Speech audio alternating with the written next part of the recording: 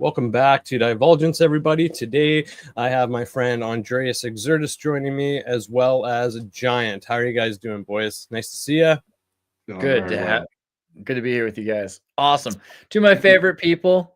Always excited to do a Divulgence pod, and then having Giant here. Giant, we've done like a number of episodes with, so you can always check the Divulgence, like back to Xirtus. We have all of these videos.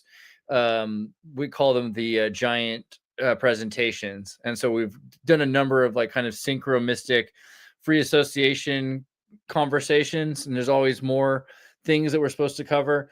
We wanted to harp a little bit on the Green Man because I think that's something we did an episode on really early on, but it's become more pressing here. But we also wanted to talk a bit about Zionism, and that means a lot of things to different people. So we'll talk about that too in different lights. There's the political version of it, but there's also the spiritual idea of establishing a righteous city on earth, so righteous that they're taken up into heaven by God. I think that's an interesting aspect to get into as well, although there's a lot of political charged ideas now about it because of Israelism, which is the creation of the Israeli state for the preservation of the Jewish people. And so that's something that we'll come into more. But also, I know we started by wanting to talk about this because of Charlie Kirk, and that was something the Giant, right away, you had thoughts on Charlie you wanted to share, and about the kind of the spiritual and symbolic syncs that were going on around his life and his death. I mean, something that we've talked about with cryptocubrology. Alex is going to be doing a show with Divulgence, by the way. We'll talk about that in the future. But we talked about the numerological aspects of it. The fact that he was it 11? It was the day before September 11th, 33 days before his 32nd birthday. There was just so much synchronicity to everything. And there was a lot of symbolism going on in the media that we could talk about, like the Tempest show about the politician getting shot in the neck that came out on Disney Plus that day. But let's just start by, I have all those links up, by the way, so I'll pull them up in a bit, but let's just start by talking about it. I know Jordan was with me when it was happening. We were doing APM, and it just started, the show had just started when we got word and started seeing footage from our friends there of Charlie getting assassinated, getting shot. So I don't know, Giant, if there's something that you wanted to, like, where you were that day, because that's where it's become one of those September 11th moments. Where were you that day? What were you doing? Yeah, I was actually sitting right where I'm sitting right now, and I was watching your guys' episode when it was all going down, and I got a text from a friend of mine that they just shot Charlie Kirk, and I was like, oh no, like, no way, bro. He's like, yeah, check it out. And I didn't get to see anything at first other than the way that he moved. They always stopped it, and I just, from what the early hearing about, some guy, this old dude, Howard Zinn, said that he shot him or whatever. They just made it look like an old man had shot him. And I thought that the guy was just sitting right there in the crowd, got close, was asking the questions. I didn't really know at first, but I told my buddy as soon as I saw the way just his body went back, I said, he's dead, bro. Like, yeah, it was horrible. And it's interesting, even then there's a sync, because you said Howard Zinn. The guy that they were patsying at the time, the old man, is George Zinn. But no, but it's interesting that you said Howard Zinn, because do you guys remember Howard Zinn was the author who wrote that book that they made us read in propaganda class back in California. He wrote, what's his most famous book? A People's History of the United States. This is some required Obama literature. I'm from Canada, so this is new to me. Oh my God. Every lesbian, sex positive, feminist, Black Power teacher I ever had, which was quite a few, all had this book as required literature for our classes. Anytime I took a multicultural emphasis course, which was most of them, because they're required, by the way, in California, to get through school, you have to take classes. You can't just take calculus. You have to take calculus with a multicultural emphasis, which is not quite as cool as it sounds, if you know what I'm saying. I mean, it could be really great, right? But it could be Yeah, honestly, I'd love to know about calculus from the perspective of Papua New Guinea, but they didn't Yeah. really do that. But A People's History of the United States by Howard Zinn, I mean, he's a super liberal. He's a hyper leftist. He's an Obama kind of advocate, and his political scientist talking about this is prototypical 1619 project stuff. So 1619 project is the idea that America was founded by slavery. It doesn't start in 1776. It starts in 1619 with the bringing of the first slaves.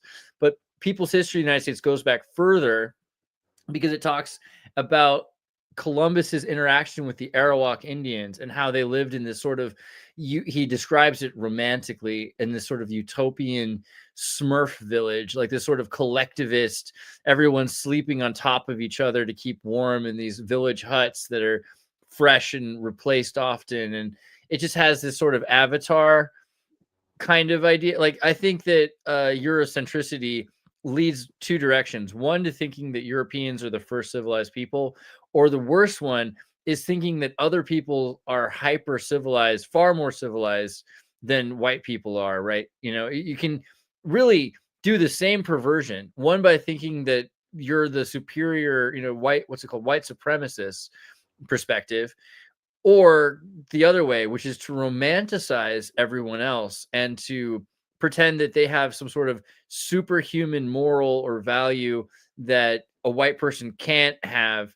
This was something that was being presented a lot in the late 20th century in the United States, and saying, well, we've really destroyed America because America was already going and it was perfect. I don't think it's fair to say America was perfect during the Aztec period, or during, I mean, if you look back at human sacrifices and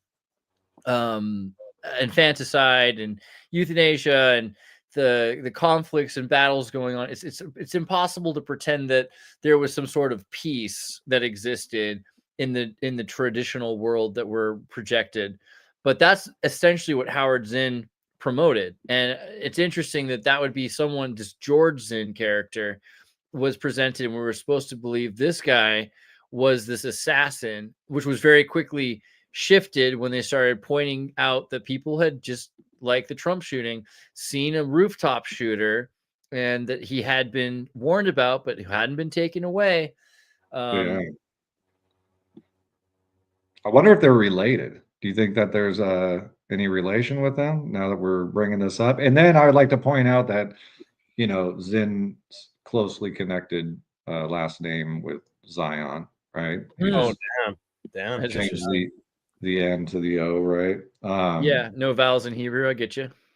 Yeah, and so, and then there's a, you know, the utopian aspect of Howard Zinn's form of utopia, right? Which is, you know, the way that they would like it construed, I would say, on the left, the extreme left.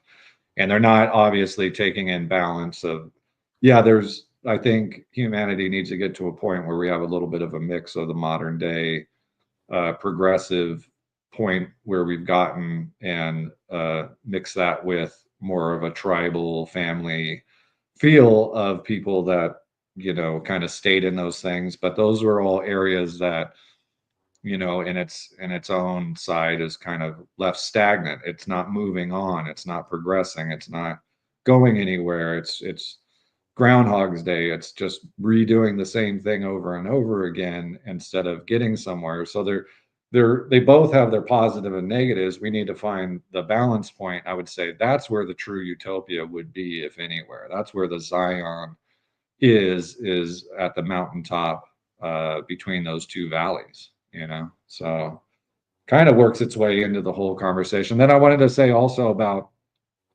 Charlie Kirk's assassination is that it seems to be that they did it at a very specific point in time, which guarantees victory, The guarantees blood that moon. well, they did it in a BJIT. So if you look up ABHIJIT, I believe that's how it's spelled, something like that. It's very close. I always like to screw up the spelling, but that time period goes from like a 24 minutes before 12 noon and 24 minutes after 12 noon. If you do things during that period of time, this is a, you know, a Hindu sort of belief system. that when it's done at those times, it's guaranteed victory. This is the nakshatra that guarantees victory. This is why they put the president's inauguration on this time period. So it's a time period in the zodiac. Nakshatra is a lunar moon. It's a placement, and it's they you know in Western world we kind of have we try. I wouldn't agree exactly, but they're trying to place the inauguration of the president on that time period. I would say that it was more classically, there was a time where it lined up exactly between Aquarius and Capricorn. And so there's a a few days opening this it's called a secret nakshatra. So there's 22 nakshatras. This is the secret one that fits in between these other two nakshatras. It's really detailed when you get into the stories of these nakshatras, but the lunar mansion is the mansion of Mercury.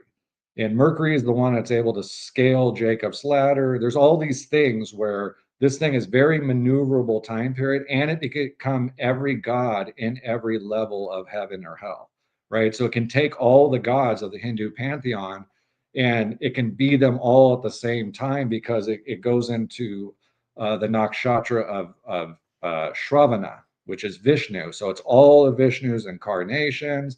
There's all this elephant bull sort of symbology that's involved in this. And so they call it the ultimate victory time, like when this happens. And so it also happens. So Capricorn and Aquarius, or dead set in between them in history, is considered, and it's more for Capricorn or the 10th house, is considered high noon, right? And we can get into all the different astrology maybe in another episode and everything like that, but I just wanted to lay down some kind of information behind it, that it seems like they made sure that they didn't go past this 23rd, or the 47th minute point, right? The 23rd past 12, because once they hit 24, then you're getting it pretty much is now going to move outside of this nakshatra point, or this abhijit point, which is guaranteed victory. So they wanted to make sure to guarantee victory, and it looks like they wanted to do it on the 47th moment, and that gets into the 47th problem. And now we're at the 47th president, and how Trump was missed, and it wasn't done during abhijit for Trump or anything like that.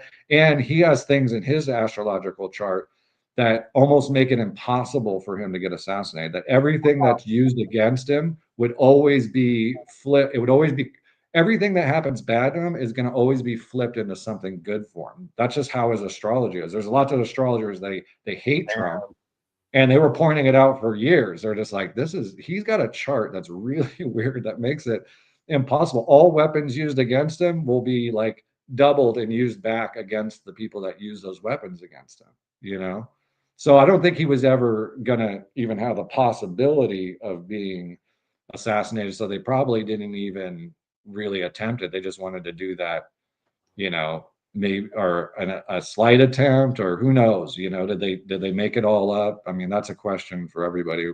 We don't know anything about the Butler shooter, right? And I mean, Trump's had a good handful of assassination attempts if you put together both of his terms, right? And I mean, his second term is still kind of just getting started. I mean, we're just getting into things now, so to speak, but he's already had two this term, hasn't he? So everything they try to do to him, it always gets turned back on them. And so he ended up becoming, because of what they did to him with being 46, they actually gave him a boon by making him the 47, right? Which is matches up to this very specific time point, because it's also the 23rd minute after 12. And that makes it a 5, which makes it very mercurial. So there's all this like very mercurial stuff. And Charlie, and I always tell people, like, Jesus is a Mercury character, and Charlie is also a Mercury character. He was traveling everywhere. All the travel stuff has to do with Mercury. Okay. And he was speaking. All the communication stuff has to do with Mercury. He was very quick-witted, very smart, really intelligent. You know what I mean? High processor. He was an air sign, right? A Libra. And he's the 14th, which is another 5, which makes him very Mercury. So he had everything that kind of fit this sort of Mercury character, and then they were doing very Mercury stuff because this nakshatra is very Mercury, this time period and everything is very Mercury. And it was the last time that so that snakes are the caduceus is basically Jacob's ladder, or it's the key to Jacob's ladder, and they're traveling up this like ladder thing, right? So there's steps as you go up the caduceus and everything. It's symbology of the same ladder motif, right? So, Brian, what is? I mean, I've heard Jacob's ladder so many times. Can you just explain, like, even just for myself, I would benefit from knowing better what that is. Yeah. So Jacob is Israel. Right. So he ended up becoming Israel. He wrestles with God and all that stuff, or a form of God. And he finds that he's I think most of them are shepherds. Correct me if I'm wrong, Xirtus. I believe he was a shepherd. And they would find stones to go and sleep on it when they're out with their sheep and stuff like that. He found a stone and he used it as his pillow stone. And when he lay down on the pillow stone, kind of like the Montauk chair, it activated his ability, like Enoch and other prophets and stuff like that before him, that I think we're all in the same line, to go and see this ladder that extended all the way down to earth or into hell and all the way up to God. And then he was able to travel that ladder and see all these things and go to all the different levels. Correct me if I'm wrong, Xirtus, on that. That's kind of just in general. That's pretty much it. And what's interesting is that the stone of scone, right? So we think about this story of the sort of golden escalator, this sort of ladder, the spiral staircase with angels ascending and descending upon it, and that Peter's the rock, and that Christ says he is, that the angels ascend and descend upon me. In other words, saying that he is the stone. And so a lot of the kingdoms of the world trace their lineage to Solomon being able to use the stone of scone for this purpose. In fact, the stone of scone is in Scotland, used for the crowning of the royal family. So the Queen of England and the King Charles of England currently was crowned sitting on this stone, the scone stone, which is allegedly supposed to be Jacob's ladder stone, the pillow of Jacob, right? Yeah. Oh, okay. And this ladder connects earth and heaven. Correct. And what's interesting about that is another name for that is Zion, right? Because the idea of Zion is it's the place where heaven can meet earth, and it's where angels descend, but angels ascend, because angel actually just means Adonai Elohim. It means son of God, or the children of God. And since for a lot of the ancient people, particularly before the Deuteronomists, Jews believed that we were all the children of God, right? Breathed into Adamic. Adam is, Adonai, Adam Adonai Elohim, which is the idea that we are the sons of God, right? The children of God. So we're supposed to build a place, a Melchizedek Zion. That's what the Mormons believe. This is kind of what the Jehovah's Witnesses even have talked about as well, because it's not that heaven is just going to happen. It's that we're going to have to bridge the world between heaven and earth so that we can be welcomed back into heaven, which is not apotheosis, to become a god. It's apokatastasis, which is to return to godlike qualities. So when you achieve Zion, it's not just a state for a particular nation, although that's the way it's looked at by some groups. For instance, the sons of Israel, right? The house of Israel, which is, Jacob, because Jacob's other name is Israel, and the other children of Abraham. You have the Ishmaelites versus the Israelites, and both groups. The Muslims consider themselves with the Ishmaelites, and the Jews consider themselves with the Israelites, are trying to establish a Melchizedek priesthood. And Melchizedek means Melka Zadok, which means righteous kings, right? So holy, righteous people that are autonomous and sovereign and have no one above them besides God, and are able to manufacture realizations of dreams. So magic workers, magi, these kinds of people would be essential to a Zion. And so Christ is this embodiment of that, because Christ represents the co-heir that we all become to this particular group of Zionists, that will all be Zion Melchizedek together. So the angels who are ascending and descending, the reason that this is happening on this stone is because that stone is very similar to the Kaaba stone. There's a quantum connection between this reality and the outside of space-time reality. And we're able to ascend and descend because we're contacting something that's existed since the primordial creation of all things, which ties us to multiple realities. But to do that makes you more powerful than causality itself. So you become essentially a godhead, or a human god, some sort of a super being, like a spiritual king, right? And so Christ is considered that king. Israel's considered that king. Solomon's considered that king. And that's the reason that the royal family of England want the scone stone to be knighted upon, because then the crown is upon the same stone that the head of Israel was on, right? So you're wearing the crown to represent the head of Israel, and you're given extra power in that creation. So that makes Zion not a place in the Middle East necessarily, but a bridge just in this between this world and a world outside of time, a world that's controlled by some sort of a super being that is the Elohim, or maybe a singularity or super organism that is the Elohim. Because even in the ancient biblical texts, God is always talking to themselves, because Elohim is this plurality. And we use this to say, oh, it's one, it's many, but that might be part of the idea, is that this is a God made of many. It's a super self-aware organism that is maybe an entire world of beings. God is a world of beings that are so connected that as a political body, they have like Borg awareness of every being that is part of the Godhead. So this is the divine council, right? And these are the most ancient Jewish and Mesopotamian ideas, that there's a divine council of Godhead that we are the children of, and we need to make the bridge back. They're not going to just establish heaven on earth. We're not going to just get to heaven. We need to build it. We need to build that connection.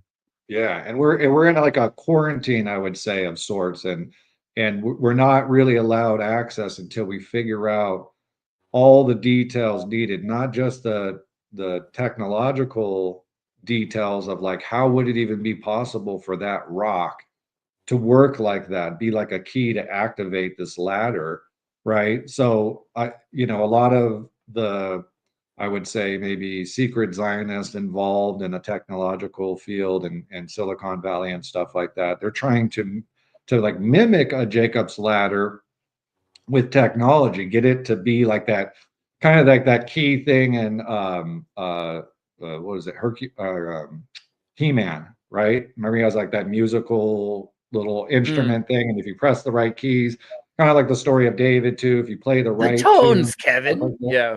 Billy Barty. Yeah, so I think that they're at least trying to mimic that technology that is locked in the vibrations of certain types of stone that may be mixed a certain way, or it might be a comet, or people have different theories on what the stone actually is and what it's made of, and actually even where it's at. Like some people don't believe it's actually still in Scotland and that they're doing anything on the real Jacob's rock, this stone. There's been a documentary done. I forget the guy's name, but we were going to have him on. He's going to be mad that I forgot his name. Having a brain fart right now. But anyways, he did a documentary on that. The stone was actually brought to America, and it was brought to the Rosicrucians. They had it in San Jose for a long period of time. The Jesuits started coming after them, trying to murder them. They handed it off to this guy that was an esoteric, Nicholas Rourke, and he did all these esoteric paintings and all that stuff. Some say he helped contribute to the idea of having the all-seeing eye on the back of the $1 bill, and that it was passed. Yeah, it was passed to him, and he brought it back to New York, and they built the Master Arts building there. which ends up being one of the pieces they used for Ghostbusters to make the building that all those ghosts were like coming out of the top of and everything. That was like overlaid onto another building where that actual address is in the movie. And they made those two movies together. And people believe that the reason they did that is that this stone is the thing that can either entrap these spirits or let them loose out of the abyss. And that they laid the cornerstone. They invited all the who's who of the time, and Einstein was there. And Einstein told the newspaper that this was the most important event of his entire life, was the laying of that cornerstone. Why? When everything that Einstein is known for. What was the most? So Einstein said, what was the most important moment? Being there at the laying of the cornerstone of that building, where this guy Nicholas Roerich went and brought this stone to. And so later on, the Jesuits found out about this. They went to the building, and at the time, the guy that was the master mason that built the building with Nicholas Roerich, his son was working at the desk, and the Jesuit came in, brought him down to the cornerstone, and murdered him right next to the cornerstone. They found that there was reports that they had broken into that cornerstone looking for this stone being maybe in that cornerstone.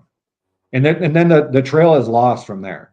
No one knows where. There's a bunch of stories though, because in 1320s or something like that in Scotland, they started using the Jacob's Ladder stone. So if you look up Jacob's Pillow on Wikipedia, it'll show you like in the first paragraph that it's been associated with the Stone of Scone in Scotland. And so it was brought from the Kingdom of Scotland to Perth. And then in 1914, there was a suffragette bombing.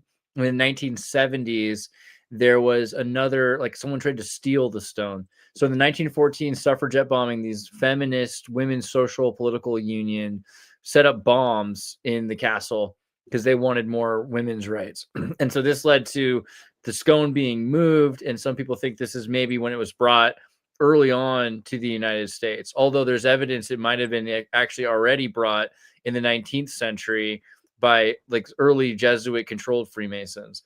But the idea that it was in the early 20th century is interesting, because that's when the King George leaves England and the new Queen of England ascends the throne.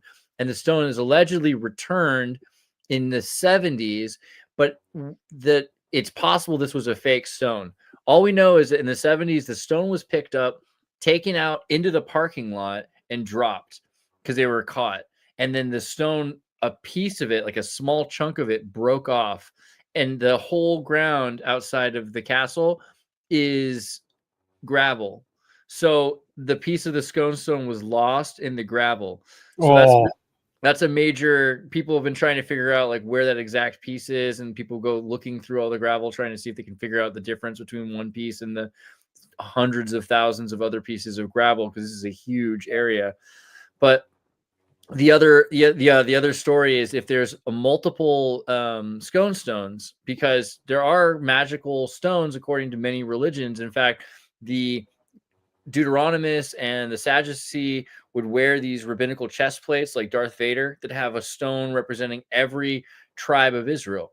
So each one of them might be in contact with some sort of seer's stone. Again, like the Mormons have this idea of a seer's stone or a magic stone. The Vikings also use this idea of magic stones, and the Kaaba, again, with the Muslims, this idea that there's a piece of this temple, which is the first stone fashioned by God with Adam, that the entire universe is entangled to. So these quantum entanglements could lead to connection between our reality and different realities that are in the hands of higher ascended angelic beings or demonic beings, right? That's basically what Solomon's doing when he's building the temple. He's using the cornerstone in order to trap demons. That he, according to the Bible, he's trapping demons in order to make them do the magic of building the temple. And all of these stories come around this idea of using the magic of these supernatural beings by trapping them and forcing them to commit whatever sort of supernatural constructions or energy flows that anyone would want. But there's more to it, because the idea of angels ascending and descending means that you're opening up between realities. So realities that are, this is my reality, this is your reality, or this is, the prime timeline, this is another timeline, that these could be ascended, descended between 6-dimensional or 7th-dimensional beings, which would be the higher choir of seraphim angels that are able to see exactly what would happen if you were to make this choice or you were to make that choice, what the differences would be. And with that information, they can guide you, because they can't make physical changes to this reality, but they can communicate with you by vibration, sound waves that can affect your particles. And you can make choices based on them saying, if you go left, this is where you'll end up. If you go right, this is where you'll end up. So using their kind of understanding of space-time and the future in order to make perfect choices, right? Or the choices that benefit you. Of course, why would a super being do that? A lot of the time, the idea, even from the ancients, is these are demons that would trick you if they could. So the trapping is in order that you'll release them. There's usually a chronicler who's outside of the mage circle. So they're watching this whole thing happen in case the mage is somehow manipulated by the demon who's in the Solomon seal triangle that's designed to trap this demon. But these are the ideas of the ancients, that they would use these magic rocks in order to take command of our reality to some extent. Yeah. And I would say, it obviously then relates into, this Jacob's ladder thing, them trying to either figure out a way to ascend out of the abyss into the earthly realm, or they want to get higher. They want to get back to being let back into God's, forgiveness and love and heaven. But, I think it does take probably a very complex understanding of all the different elements maybe needed into this ultimate stone kind of thing, like Marvel shows and everything, maybe a melding of them all, right? So there could be many stones. The one in Lapis Xilus is the name of the documentary.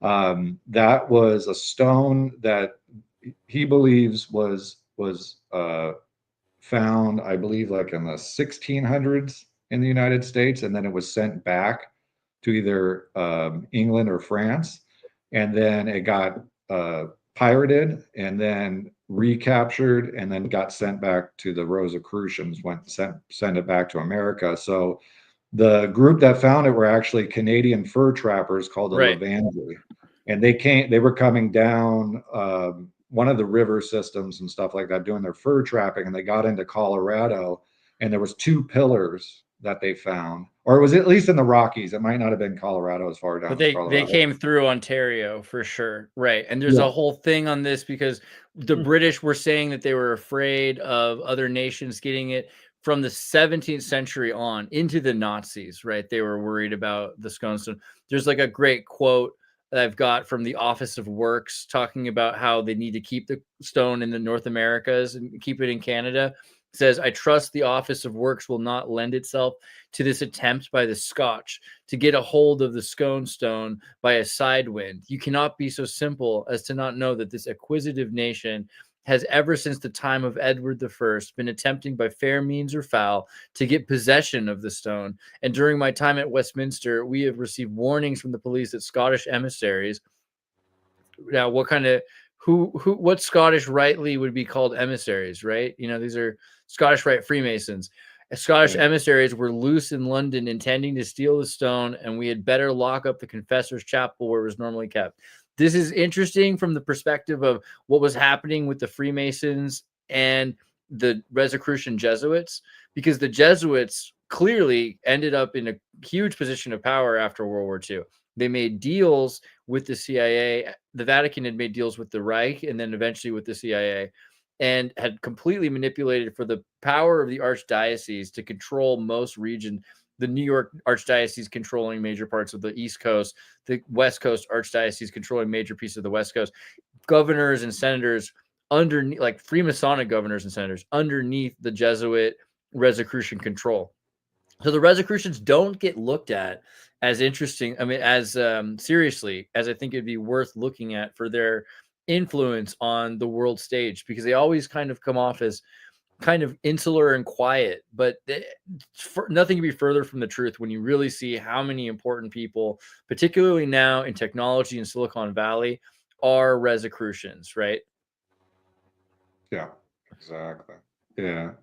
Yeah, I would say that the possibility of the stone maybe or maybe not being the original scone stone, um, it just matters depending on what we can find in the information that has mostly been destroyed by the Romans and stuff of the north.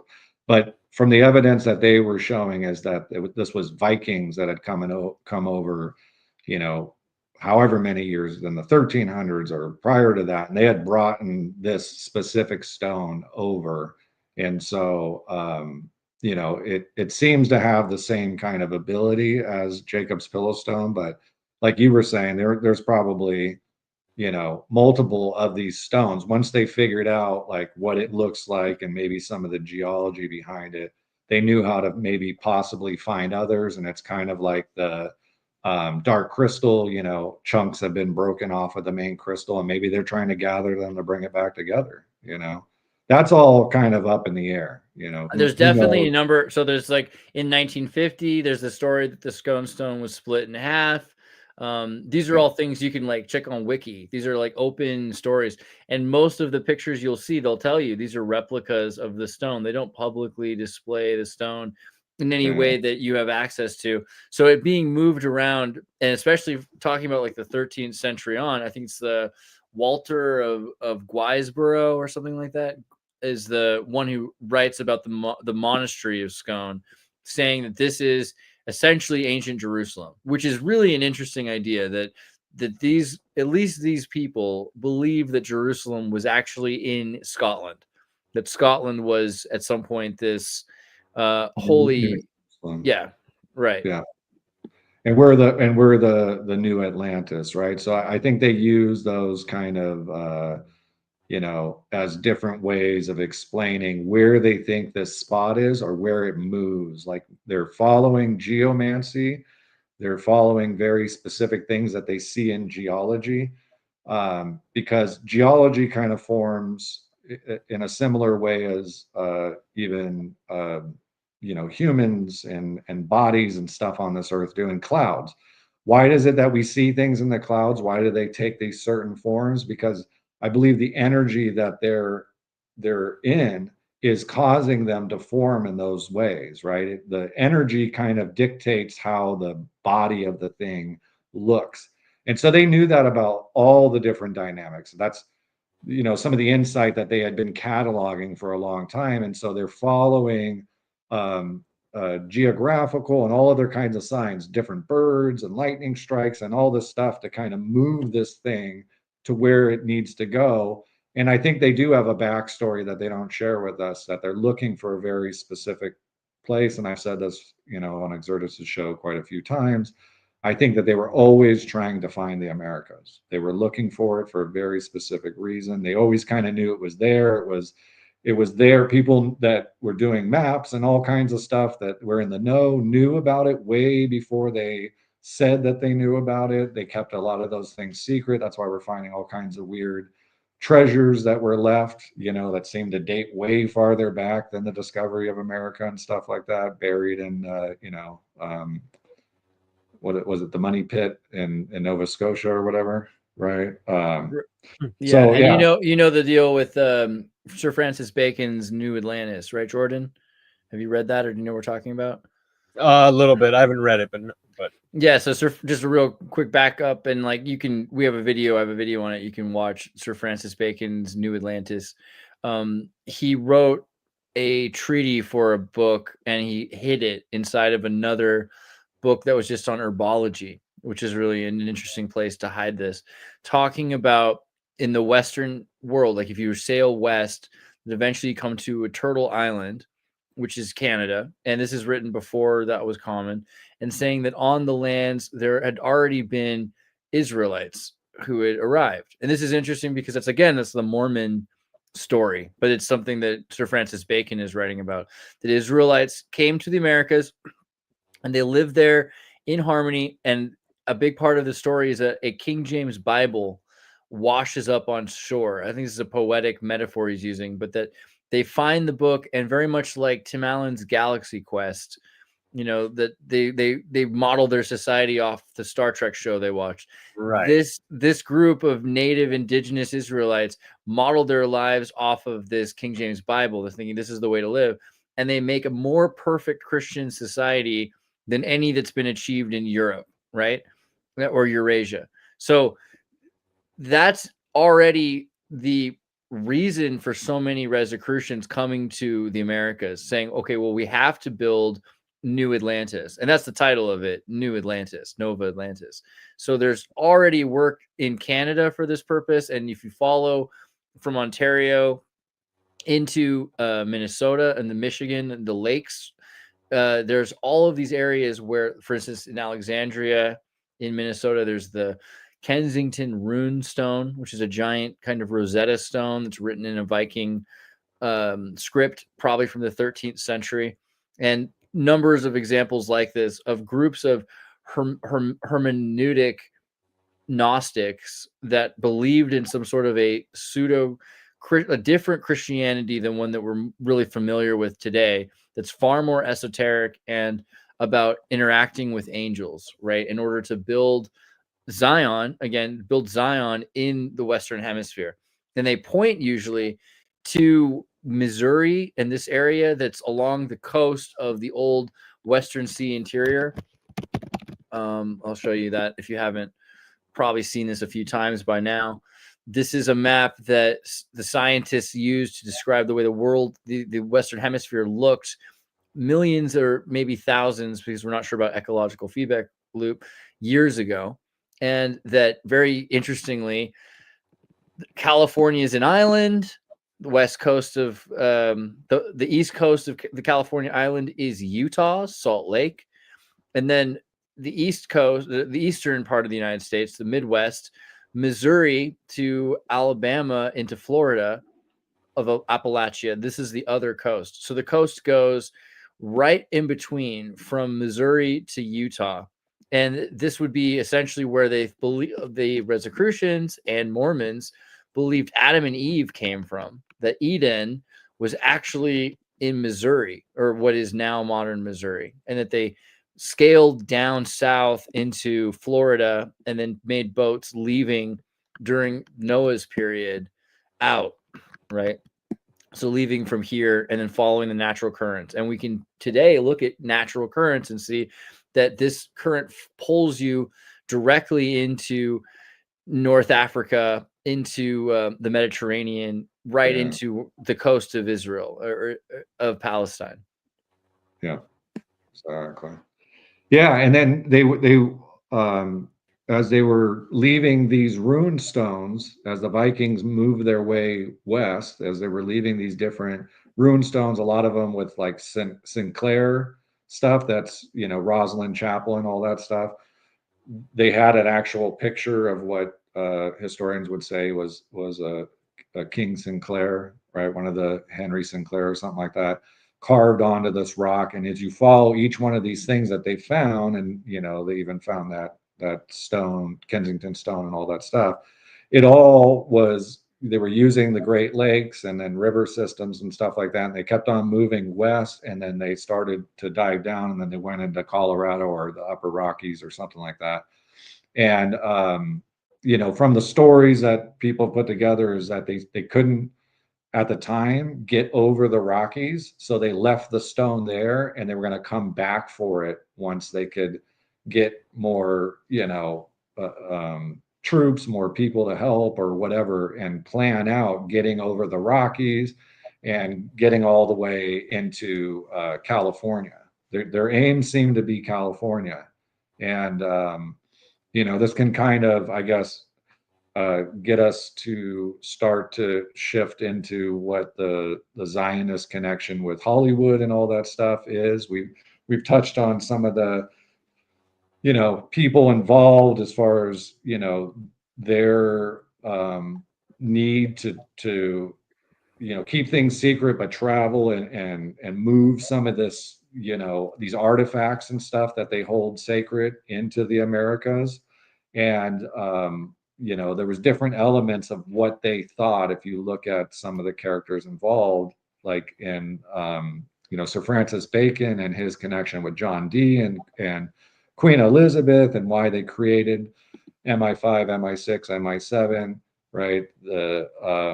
The secrets that they were using, like reading between the lines, like the disappearing ink stuff that ended up getting passed on to people like Benjamin Franklin and stuff like that. And, you know, what was their secret purpose, and why do they seem to have some sort of magical abilities that help them fight the Spanish when they should have probably lost to the Spanish and not ever become a power? You know, getting help by God in a way, or using wizardry powers to summon storms and all that good stuff. And then why they were using the Shakespeare kind of model, where they wanted to educate all the people first in England under a common tongue, because there were so many different dialects. And that way, through that, you know, propaganda model, once you go around the countryside and teach everybody these, you know, very similar plays and stuff that they can all talk about, and use that language, that Old English, then you can start using further propaganda tools to, you know, educate them. Because before that, they weren't, you know, literate in most cases. They didn't really speak the exact same tongue. They couldn't all understand each other. And they took that model and they wanted to bring it to the Americas. And that was why the aim was to make a place that they would eventually call, I would argue that they wanted it to be called Hollywood, because it's related to the wizard's wand, which connects that to John Dee and his influence. And Christ, Holywood, this dogwood or Holywood is often considered to be like the crucifix was made of either dogwood or Holywood. Yeah, as well. Yeah. A magic wood used for the crucifixion. And also this idea of multiple languages, right? So you're talking about Babylon, and this came up because Stefan actually asked earlier, is striving for a perfect society, quote unquote, inherently hubristic and blasphemous? Maybe not from my morals, but from God's description in the Bible, at least from the way that the Bible is presented. God seems to not want man to be like God from Adam and Eve. Like God gets really upset when they eat the fruit of knowledge, and the fruit of knowledge. Yeah, and the fruit of knowledge works, right? Like that's a big part of Genesis, is that God says, oh, now they are more like us, so they have to leave the garden. So clearly the snake's not lying in that respect. And then when man builds Babylon, Vav El On, Elohim On. So Vav is hook or six. You know, it's one of the important letters from the numerological Hebrew, representing like this city of power, this hook of power of God, right? Of God's power, this hook of God's power that is Vav El On, Elohim's On. And one of the main draws that we think of after the fall of Babel is everyone's discommunication from each other.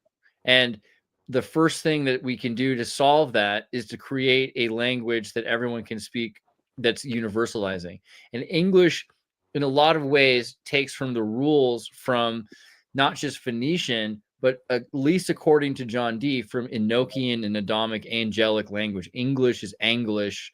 And this is kind of the irony of when Christians tell starving Africans that they'll feed them if they learn to read the Bible in God's language, English, that there might be some weird truth to this idea that English is at least supposed to be a return to the angelic language.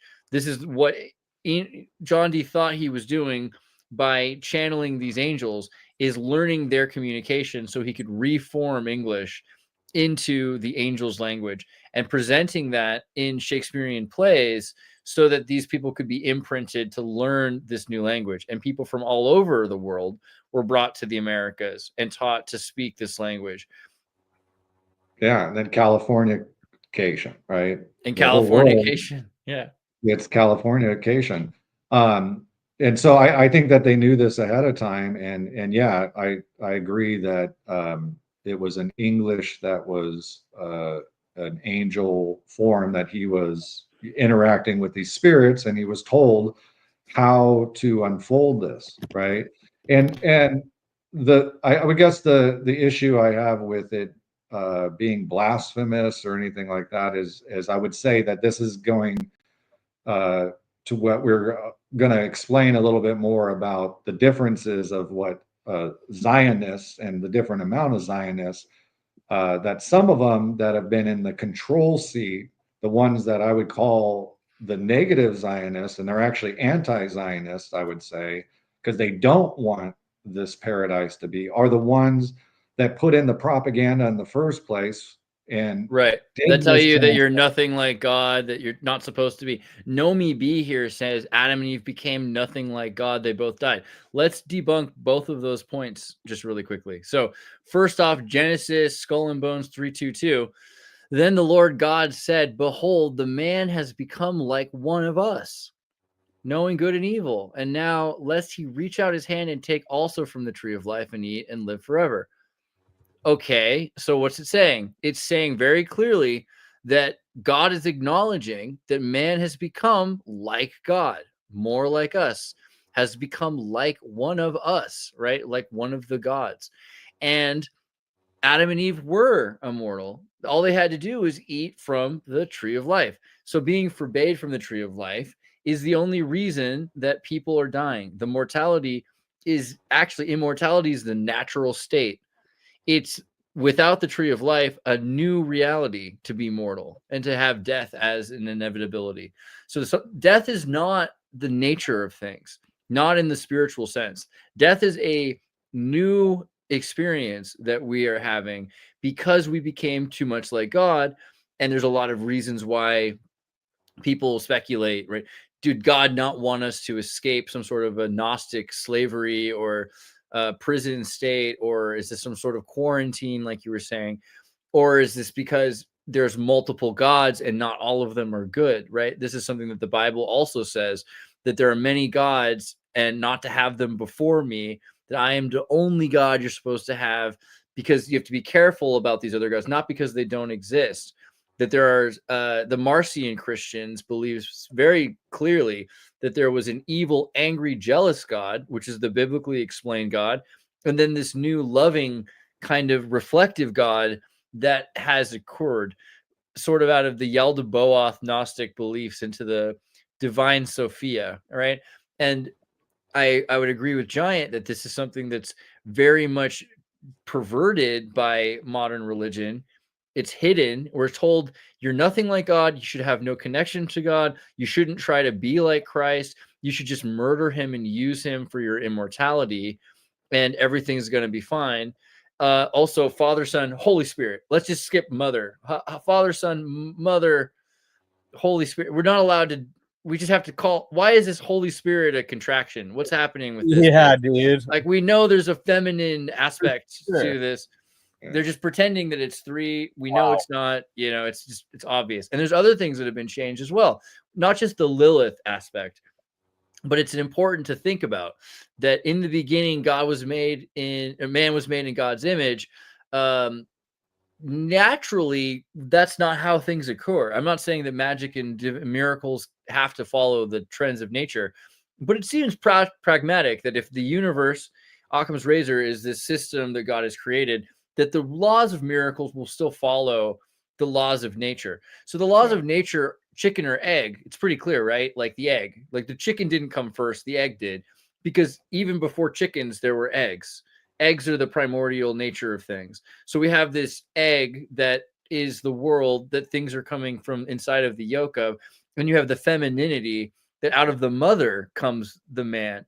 In this inversion that we're taught, that the woman comes out of Adam, that Eve comes out of Adam, this is directly contrary to the workings of nature. So you can look at it and either say, okay, well, that's what God's trying to teach us, is that God is unnatural and that God works in unnatural ways. Or you can take it as this is a change to the natural order of things, and that this is some sort of, close to misogynistic interpretation from Deuteronomists that wanted to hide you from Sophia, the wife of God, wanted to hide you from these ideas of God having a feminine aspect to her, and that man is coming out of woman is not evil or unnatural at all. I mean, like, that's the most natural order of things. And I would argue that death itself is very natural, and that they're tricking you by making you want to focus on this like punishment, that death is a punishment, when why in all the vampire stories is one of the banes of being a vampire is that you have to live forever and there's never any end, and you just keep on seeing people die and you have to kill people over and over again to keep living and stuff. That's kind of like we recognize that's why the story gets played out, and we can harmonize and be okay with those vampire stories being told like that, is because we kind of go, yeah, that makes sense. Like, why would you want to live in that existence? No one wants to be a vampire. No one goes out and tries. I mean, there is some people that are a little sick in their head and they think they're vampires or want to be in a weird way because they only understand it on a surface level. They want the power or something like that, but they don't think about, oh, what does it mean to be destined to never die and have to be immortal and just keep eating things to live and suck on their blood and hide and lie about who you are and everything.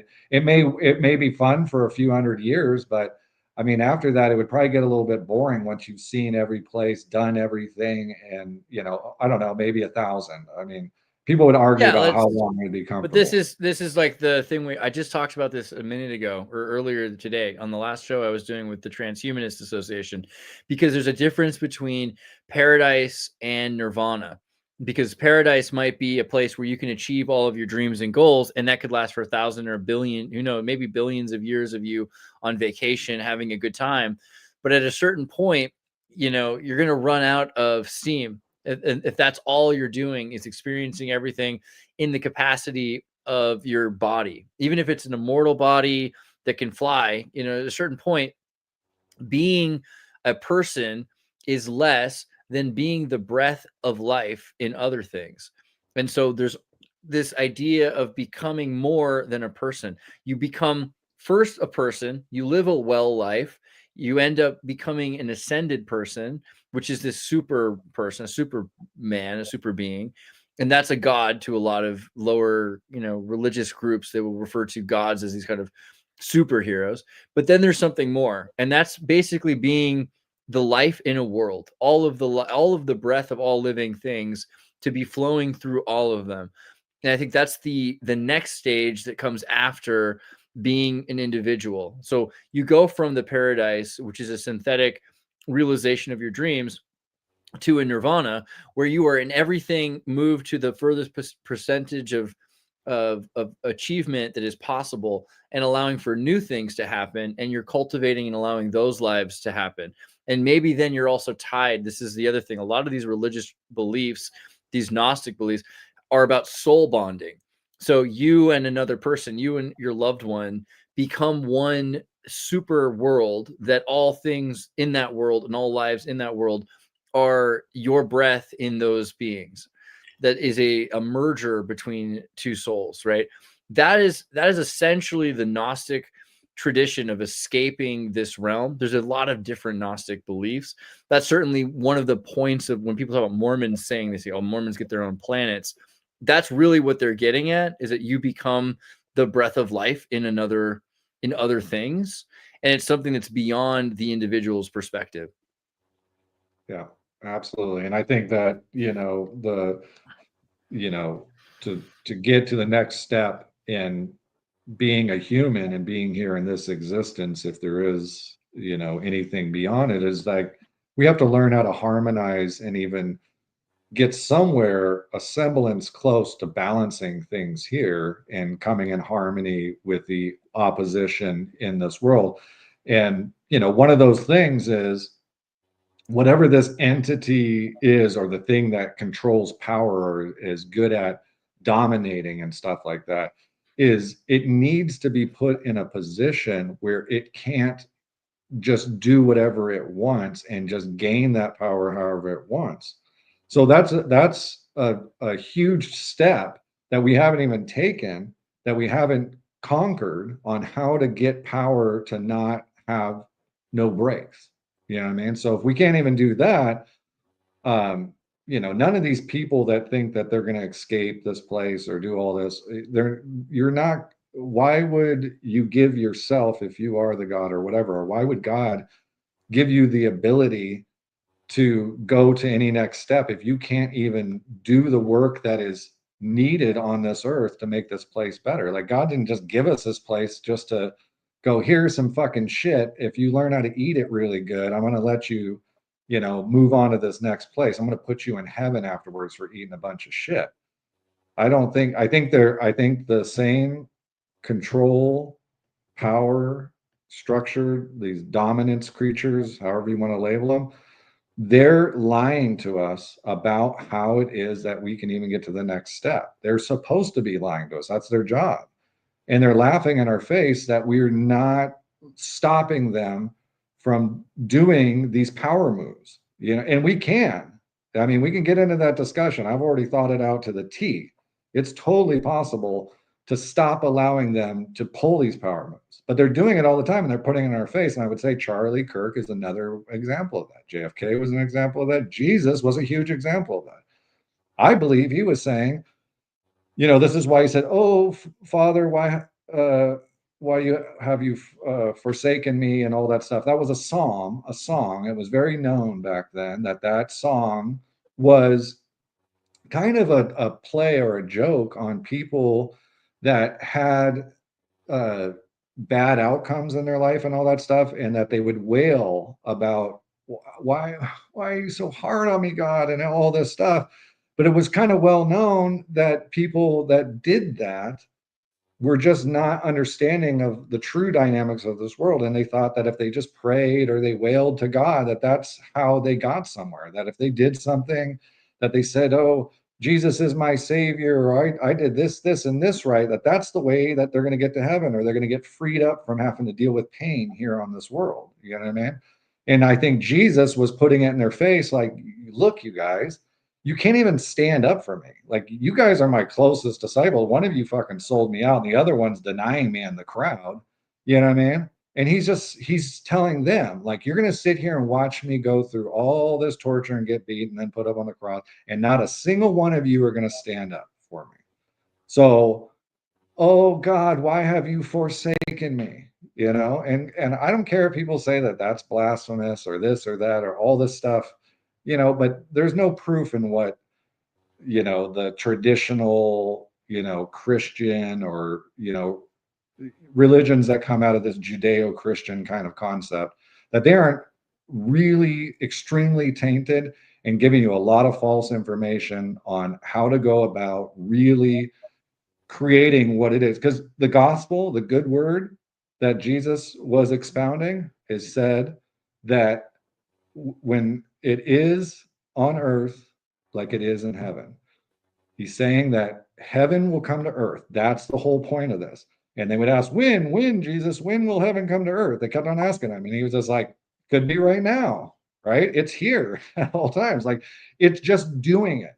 It's not wishing for it. It's not hoping or praying for it. It's actually doing it. We have to stand up for each other. We have to do the right thing. And we have to take the power away from anybody and everybody, anything and everything.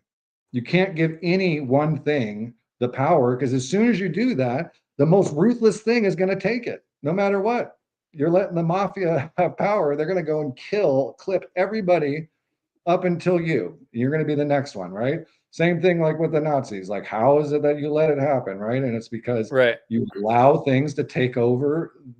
You allow them to even have the opportunity to do what they're doing instead of standing up. You're selling out. Everybody's just like, well, I got to save myself, so I'm not going to do anything about it. And if they're going to give me a bunch of money to turn my cheek and look the other way and do all this stuff, that's the problem. And a lot of people will say that's the way the world's supposed to be. That's the way the world is, and that's the way God wants the world to be. I think that's a major problem with the current contemporary religious outlook. I mean, I see it somewhere in the chat as well. Hey, Judas offered up the lamb like he was supposed to. Don't be so hard on the guy. I don't know if you're being sarcastic, but yeah, hopefully I don't believe that. I'm not a Calvinist. I think people have choice. And I don't think that Christ was supposed to be offered up. If Christ was supposed to be murdered, He could have been aborted, or he could have just been infanticided as a baby. Obviously, there was some point to Christ living. Probably the only point was to Christ living. We've turned it into this death cult that thinks that the greatest thing that ever happened was that God killed his son, not that God gave birth and let live his son. And it's the other thing. I'm not a Trinitarian. I say, Jesus, you are God. I think that that's not accurate. I think Jesus is the Son of God. I don't think that the Trinitarian idea that Jesus is, I think that's Docetism, and a very dangerous way to look at it, because this leads to this idea that God chose to die, that God didn't experience the suffering, that Jesus is not really relevant when you start to say that, because it takes away from the life of the humanity that this person, this Godhead, or this perfect son experienced. And by calling him all of a sudden a Trinitarian apparition of God, then you're saying, well, you know, it's important that he died for us more than we learn to live like him, because it's impossible to be like God. So why should we even try to be good people? You know, we can be kind of okay people, but we can't be godly people, which is, you know, a crap religion, but B, it's not what the Bible says. Like, the Bible's very clearly against that idea. The Bible talks about how you're supposed to follow Jesus, as in act like Jesus, which most Christians really just think it's impossible. They don't even bother trying. And that Jesus is somehow, you know, an essential sacrifice, a blood sacrifice that needs to happen. That's not what it says. It says that you're supposed to be co-heirs. It's not that you're the son of Jesus. You're not the children of Jesus. You're fellow children of God.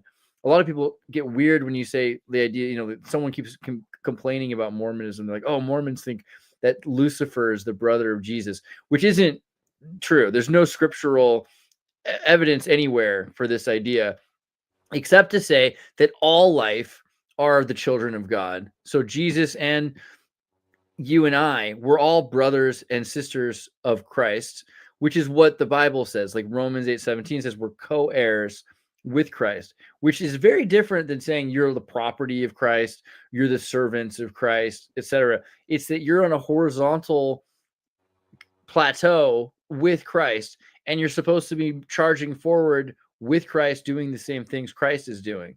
And that's, I think it's really hard for a lot of people, because you want to remain, and you ought to remain humble. You're not supposed to think that you're, you know, like beyond consequences, but neither was Christ, right? So consequences will happen, and you're going to have to work in those. But the main thing is Christ was arguing that this is not the way things should be, and this isn't the way things always have been, which is, again, the opposite to how the atonement, satanic sacrifice of Christ Christianity presents itself. The way the Orthodox and the Catholics present it is that this is the right way of things. The world was built around blood sacrifices, and that the solution to this, because maybe God just built it wrong, was to murder his own son, who is himself. And this is just not, that's a very new religion. That's not the way Christianity was when they came up with it. You know what I'm saying? This is basically the Scientology of Christianity, and I think we need to really address that. Yeah, and I think the death cult sort of idea is spread in all the different types of religions and spiritual systems and the New Age stuff. It's just a different form of escapism. Instead of facing the consequences like Jesus did, sitting there taking the abuse, he didn't run from it. You know what I mean? He said, "Okay, I'll show you guys." You know what I mean? So there was it was a meant scenario. I just don't think it was meant in the way that Christians favor to look at it a lot of times, is that, you know, he was doing this, and now that he did this sacrifice, that none of us have to sacrifice now. None of us have to do anything. All we have to do is just accept him into our heart, and that he was our Lord and Savior, and it's fixed. But why do we see that nothing's fixed? Why do you guys even complain then that there's any problems? Why do you live? You got to start going down the rabbit hole of thoughts of where that leads, and it leads to nothing. It leads to stagnancy. And whenever you find stagnancy, that's where you find death, and you don't find a whole lot of fertility, other than it may give some nutrients back to the system eventually, you know, and everything's going to cycle. So it is a part of this system, and it will eventually cycle back. But that stagnancy sits for a long time. It doesn't allow itself to continue in the hydrologic system.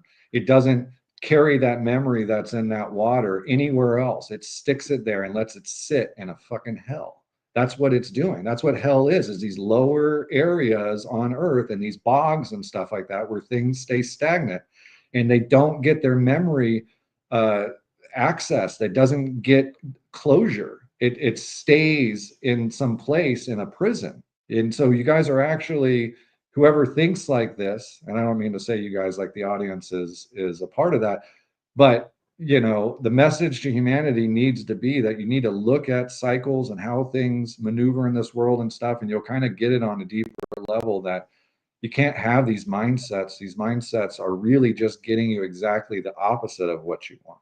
You want to make this place better. You want to do the sacrifice in your way that you feel is meant. Follow your heart, whatever, however you get to it.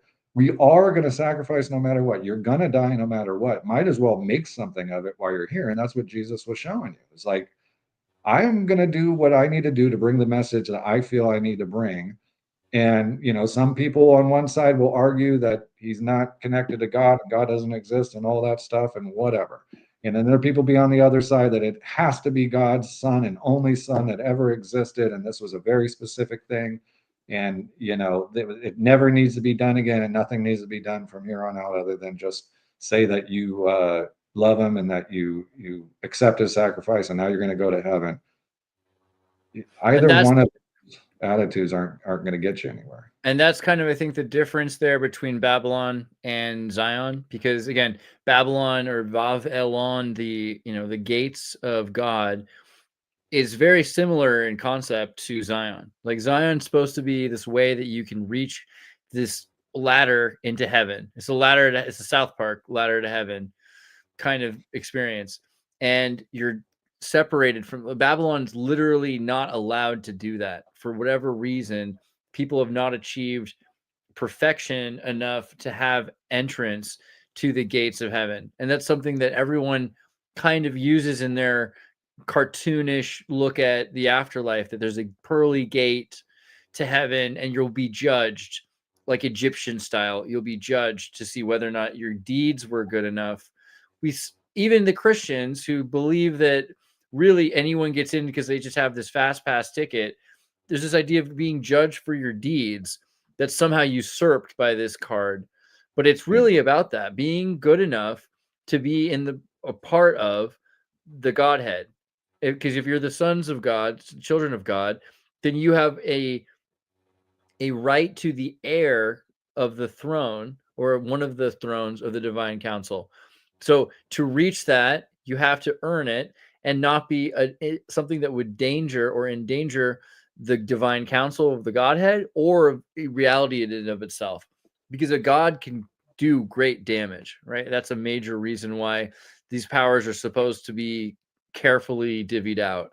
But there's also something that could allow for the spreading of consciousness and the elevation of reality itself, leading out of samsaras, out of Naraka. That's something I think, Giant, you can maybe get into even deeper, what it means to have these temporary hells that we're maybe even living in one of right now that exist with suffering, so that we can somehow make better choices, be less reactionary, and ascend the karma for everybody. That this is a big reason why we haven't escaped Babylon yet, and why the goal isn't just to die, but to create a living Zion, right?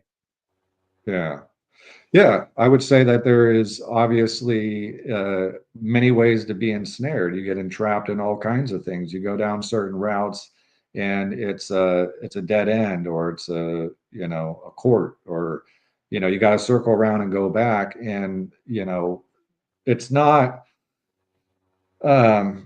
like a bad thing necessarily. It's only a bad thing as if we have left a bread trail for ourselves and we understand that things are traps. They're going to end badly. Like, you don't go out and mass murder a bunch of people, because now all you did is do a bunch of killing, and then you're going to get killed next, or you're going to sit in a prison until they kill you, or you're going to die in prison.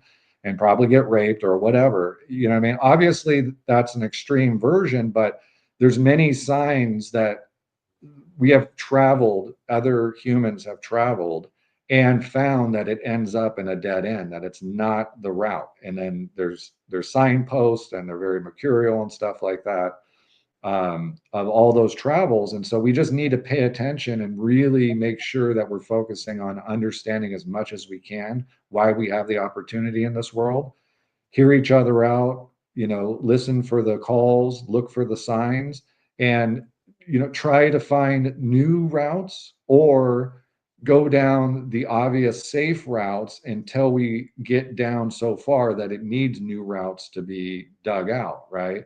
But I think that a lot of what has been left behind in those dead ends that shoot off, that branched off in our journey to map this place, is our dead ancestors and sentient beings that are probably sitting in a stagnant hole, and they're doing that as a sacrifice themselves, and they're not going to be let out until we finish this game. I like to think about it that way because it gives some urgency to maybe trying to do something about what's going on, that there may be these entities, these ancestors and stuff, and they're stuck, and they're in a place where they're waiting in that waiting room like Beetlejuice to get the chance, the opportunity to get out. And they did the sacrifice that was needed to show where not to go. And, you know, and then the other ones that showed where to go and all that stuff, they probably got cycled back because they took the right choices. And these other ones are waiting in stagnancy. They're, you know, they're out there, and we got to finish the game, fix this thing, make it something that is so advanced, right? Like we're going to get to a place eventually. I just think that that's like kind of the obvious outcome. You're going to get to a place eventually where you understand all the details. You finally learn how to share everything. You finally figure out that we shouldn't be getting in each other's way or anything, because it's actually hurting yourself in the long run. You're not getting any advancements. You're not sharing. You're not making, because that just starts snowballing. Like we're going to get better and better and better and better with more and more and more and more detail, more working together and doing all this stuff. And then once we get there, I guarantee we're going to figure out how to go into the abyss without getting hurt, get past all those treacheries, all these mythological stories of like, you got to take the left here and then the right here, and make sure that when you get to the three-headed dog, you know how to say the right, you know, word and play the right tune to the devil and blah, blah, blah. We can actually get them out of there. I can see that as a future thing. And that makes more sense as an objective and a reasonable reason to even have existence, and to get to a beautiful and perfect place. And it's never going to be, no matter what, there's always going to be death.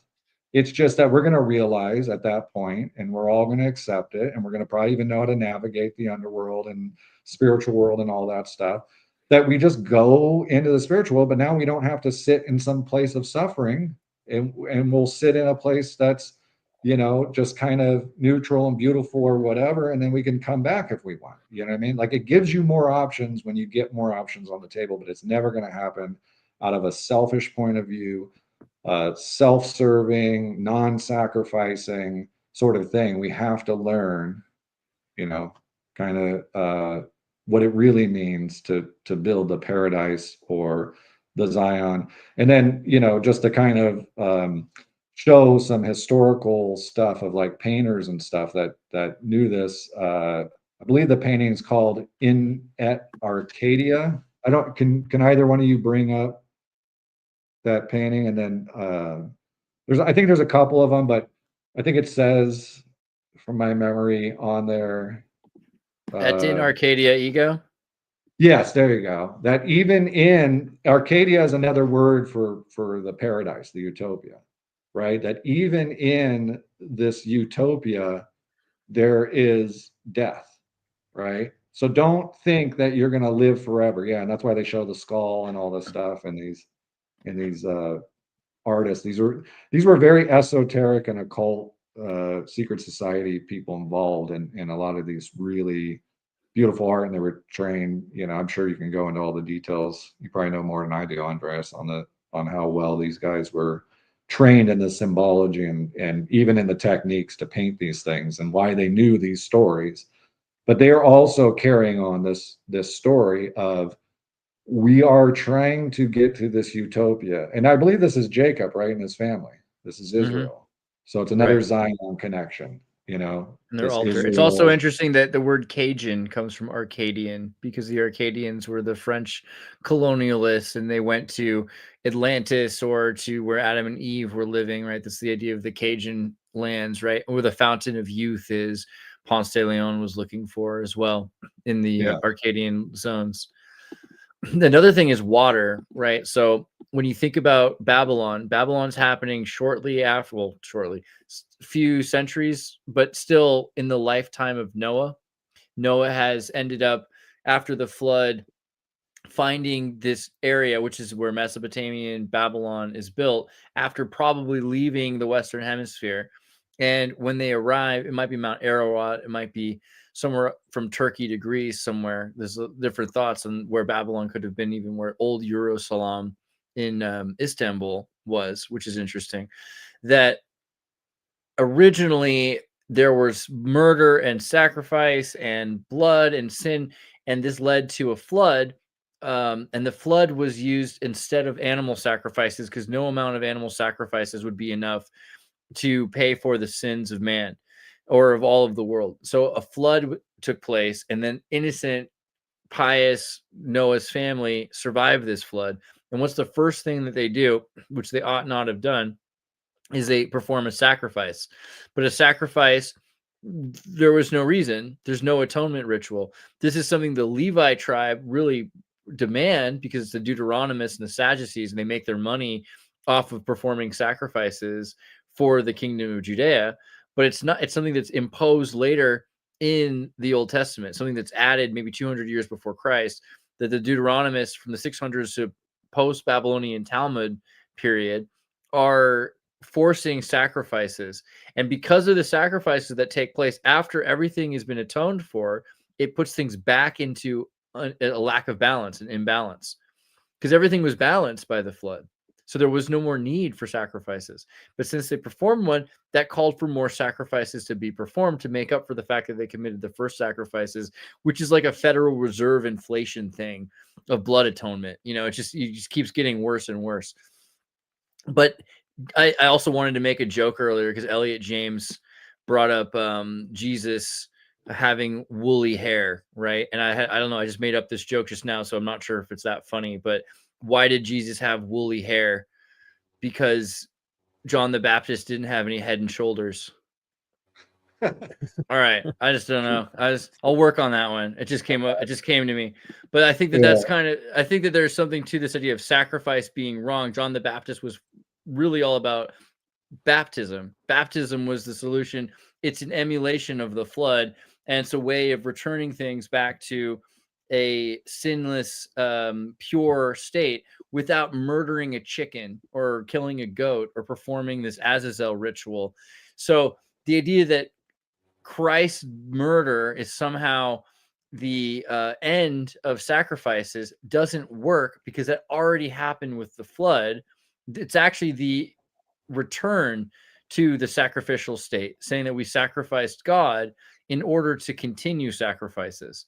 I think that's a very scary proposition, which leads to, you know, again, saying Judas did what he was supposed to do is like saying the Holocaust was supposed to happen. That if everything's God's will, it doesn't leave much room for responsibility on the sinner, on the human, right?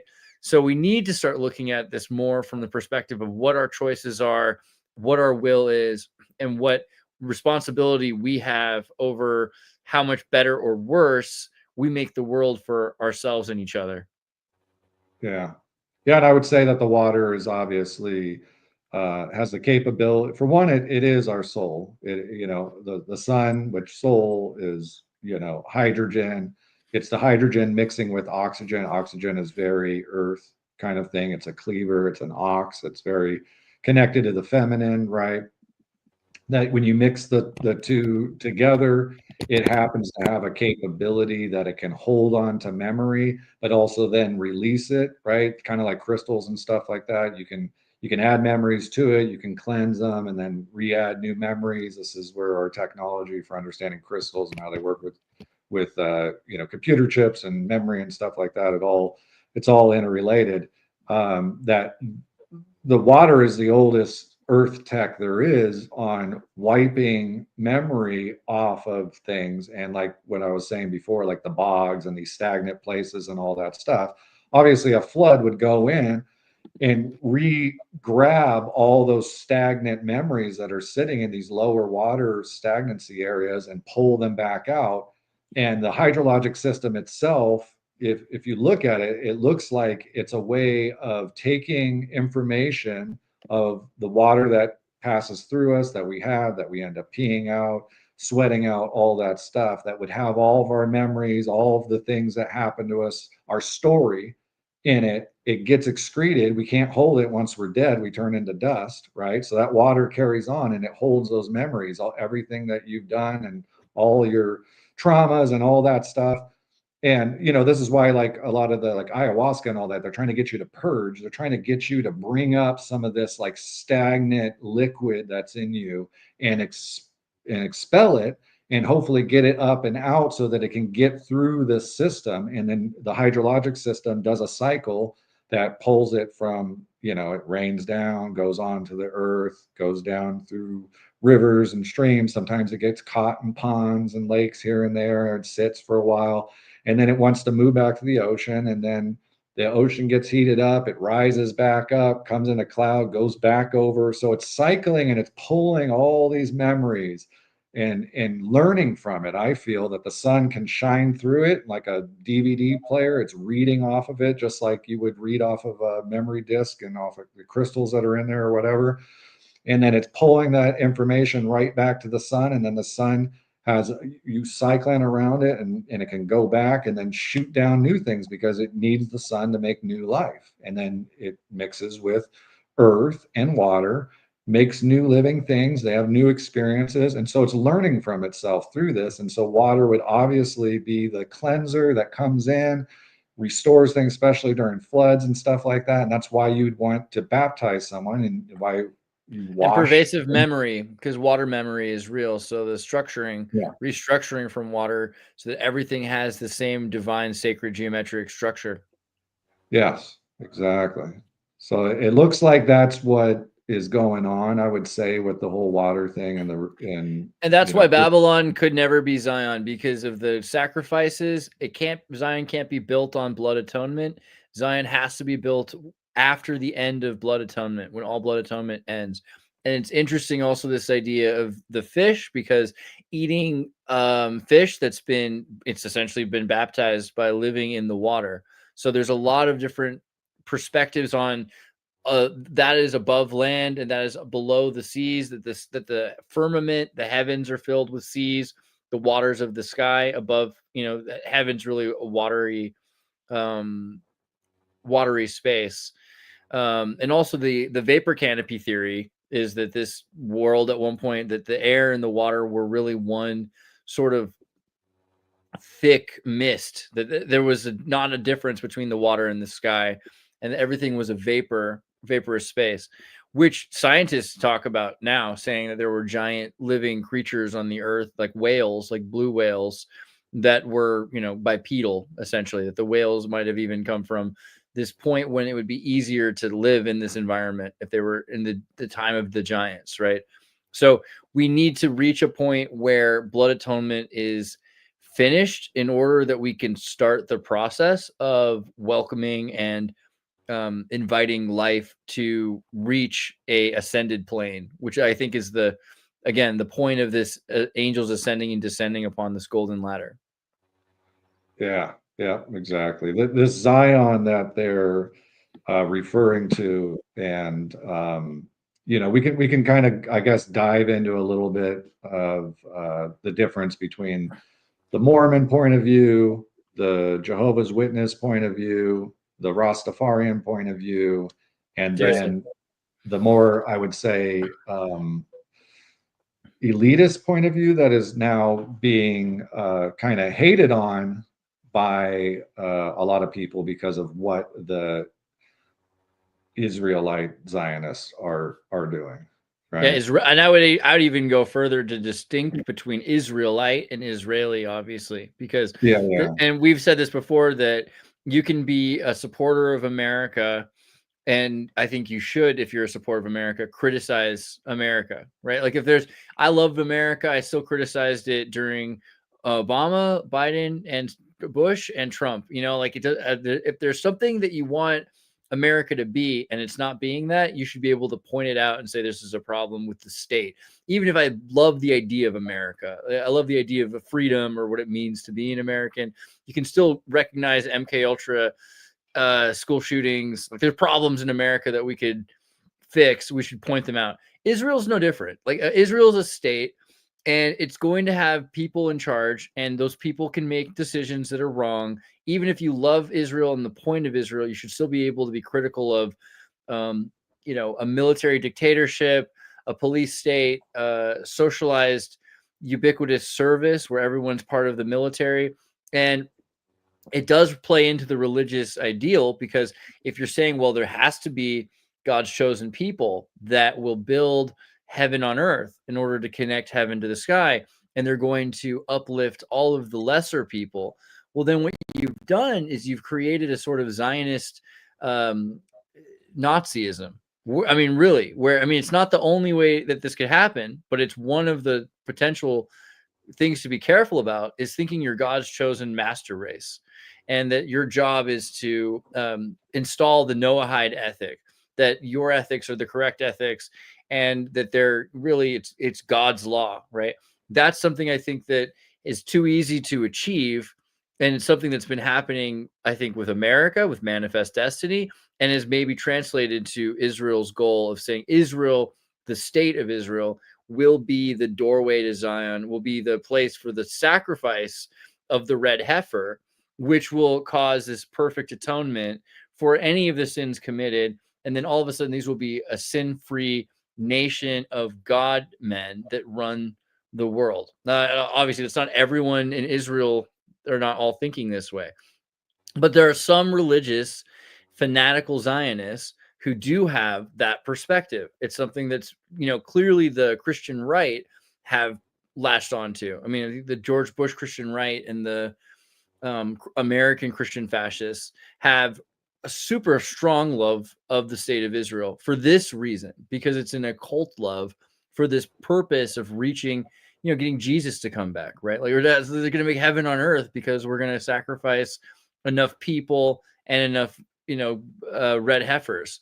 But that's not I don't think that's the only way to, I think it's actually a detrimental way to try to build Zion, and it will lead to another Babel, right? That's the model for Babel, not for Zion, right? Yeah. And I believe that their intention is well informed for what they are. That they are an element to this world that is a duality, and they are the negative side that knows that their job is to put the pressure and push you towards progression, push you towards being uncomfortable and out of your stagnancy. It wants to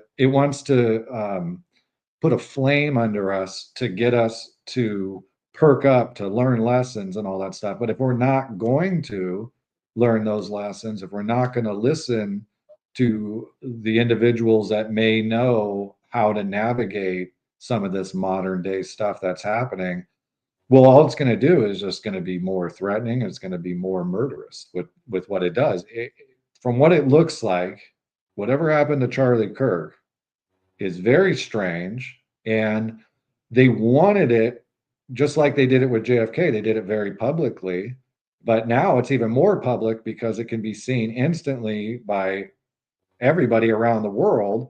And on top of it, they made it so easy to find elements of it being a conspiracy that's a scary factor to take into consideration, that they think no matter what, even if you are going to blame them and think it's them, who are they? How are you going to find them? Can you reach out and touch them? No, but they just showed you they can reach out and touch you anytime that they want. and they'll touch you wherever they want. And they've been doing it in a lot of ways. This is what it's called, the Armageddon or the unveiling, and they know that, and they're playing their part, and they want to unveil this thing because they also have the same urge to end the story, right? That the good guys do, right? The good guys, humanity should be trying to, I'll just say, in the Christian point of view, you want Jesus to come back, right? Please, Jesus, help us. Everything's chaotic and all that stuff. We can't help ourselves. Come give us the answer. Come help us get to the end. Come help us get to the paradise. These things, at least on the surface, they're going, okay, we want to help Zion come. We want to help Jesus come and stuff like that. We're going to fucking prod this fucking elephant. We're going to fucking hype this thing up. We're going to fucking help the unveiling happen. We're going to show you that we'll murder you in public. Like, when are you guys going to wake up and see that we can do this? And we've been doing it for a long time. Why do you still stick your head in the sand? And their job is just to keep doing it, and they're fine with keep doing it because that's just their essence. That's, there has to be something. It trains people to accept sacrifices. So a big one with Charlie Kirk, I mean, again, with his name Kirk, even church, this idea that someone deserves to die is really popular with at least 50% of people. It's scary how many people. I've got tons of, let me pull up here. Racism in the law. Charlie Kirk, white supremacist, dead at 31. Then liberals hype Taylor Robinson's conservative roots. Where's the one I wanted to show you? The Nation. Let's not forget who Charlie Kirk really was. The right-wing influencer maybe didn't deserve to die, and we shouldn't forget the many despicable things he said and did. So there's always furthering this push that, well, sacrifices are necessary, and that this is, the sacrifice of something evil to make the world a better place, right? They're pushing this narrative on people so that they'll accept sacrifice as blood atonement, as some sort of solution to the problems in the world. And what it's doing is it's producing more problems. I mean, the irony with Charlie Kirk is he was the most unradical, moderate, communicative, friendly on all sides, would talk to people of different beliefs person. And there are, and the other fact is that there are far worse people. If you're looking for someone who actually hated Israel, I mean, obviously he was super Zionist, maybe up until the end when we see some questioning going on, something worth talking about. But he was definitely not saying anti-Israeli things publicly. Nothing like Nick Fuentes, right? Who's clearly, Nick Fuentes is the embodiment of the thing that they say they wish that they could have blood atonement upon. And this is something they're going to justify further, saying, well, we really didn't accomplish our goal properly. But what they've done is they've kind of galvanized the audience from Turning Point, because now you have because just because Charlie Kirk was pro-Israel doesn't mean, like I said, that he wasn't opening to criticism of Israel. And he was becoming more and more open about this idea that we should be very careful about the state of Israel in order to protect the Israeli people. I think that's a completely reasonable take to make. It's not a take that Ben Shapiro would make. Ben Shapiro seems to be completely for the protection and the apologetics of the state of Israel. And that's the person who says they want to pick up the bloodied microphone and carry the torch. Right. Yeah. As well as Nick Fuentes. So you have, on one hand, an Israeli honeypot, and on the other hand, Ben Shapiro. I'm just kidding. But you know what I mean? Because you've got people that think that racism and anti-Semitism are the answer. They're going to be behind something well documented, well doxed, and well honeypotted with Nick Fuentes. Nick Fuentes can lead the Pied Piper, can lead the rats in a lot of ways. And Ben Shapiro, similarly, can just take anyone who doesn't want to question Israel. And this is going to be the future of the Turning Point. You're going to see this dichotomy between people that become more extreme supporters of Israel and more extreme racist or, fear-mongering, I guess. I don't know how else to put the Fuentesism. But it's definitely something that happened mainly because of a blood sacrifice. I think that's the scary way to look at it. People don't like to say that because it sounds magical. But you know, the first thing I thought when I saw the blood shooting out of Charlie was of the statue of Mary and Madrigora in Bosnia, who cried blood. It felt like some sort of stigmata or some sort of religious symbolism. This, like the way blood shot out of Christ. There's a story with the spear of destiny hits Christ and blood and water shoot out. It was something crazy like that. It was a biblical amount of blood to see. Yeah. And it felt like an extreme biblical sacrifice, just done in a very acceptable, contemporary, secular staging, even though it was in Utah, right? Like it's in a place known for Melchizedek priests, for a group of people that are all about establishing Zion, that have their own history of, you know, the Mormons have two unforgivable sins. One of them is to deny God. If God comes to you in physical form, right? It's not just a schizophrenic moment. If you see God and God's with you and he tells you to lead your people and you don't, that's essentially denying a plan that God has had for you, right? You're not supposed to do that. The other one is murder, just because murder is not something you can really repair. You can make more life, you can help in a lot of ways, but you can never bring back that life. So they're very against murder, and they have a history with blood atonement during the Deseret period, but they're very much today against blood atonement as well. So I think blood atonement being the emphasis point of Charlie Kirk is really relevant to this question. And it's again something that the Zionists are saying: when we establish Zion in Israel, we need to have a blood atonement sacrifice of the red heifer, right? That's the fundamental rule for this kind of Zionism.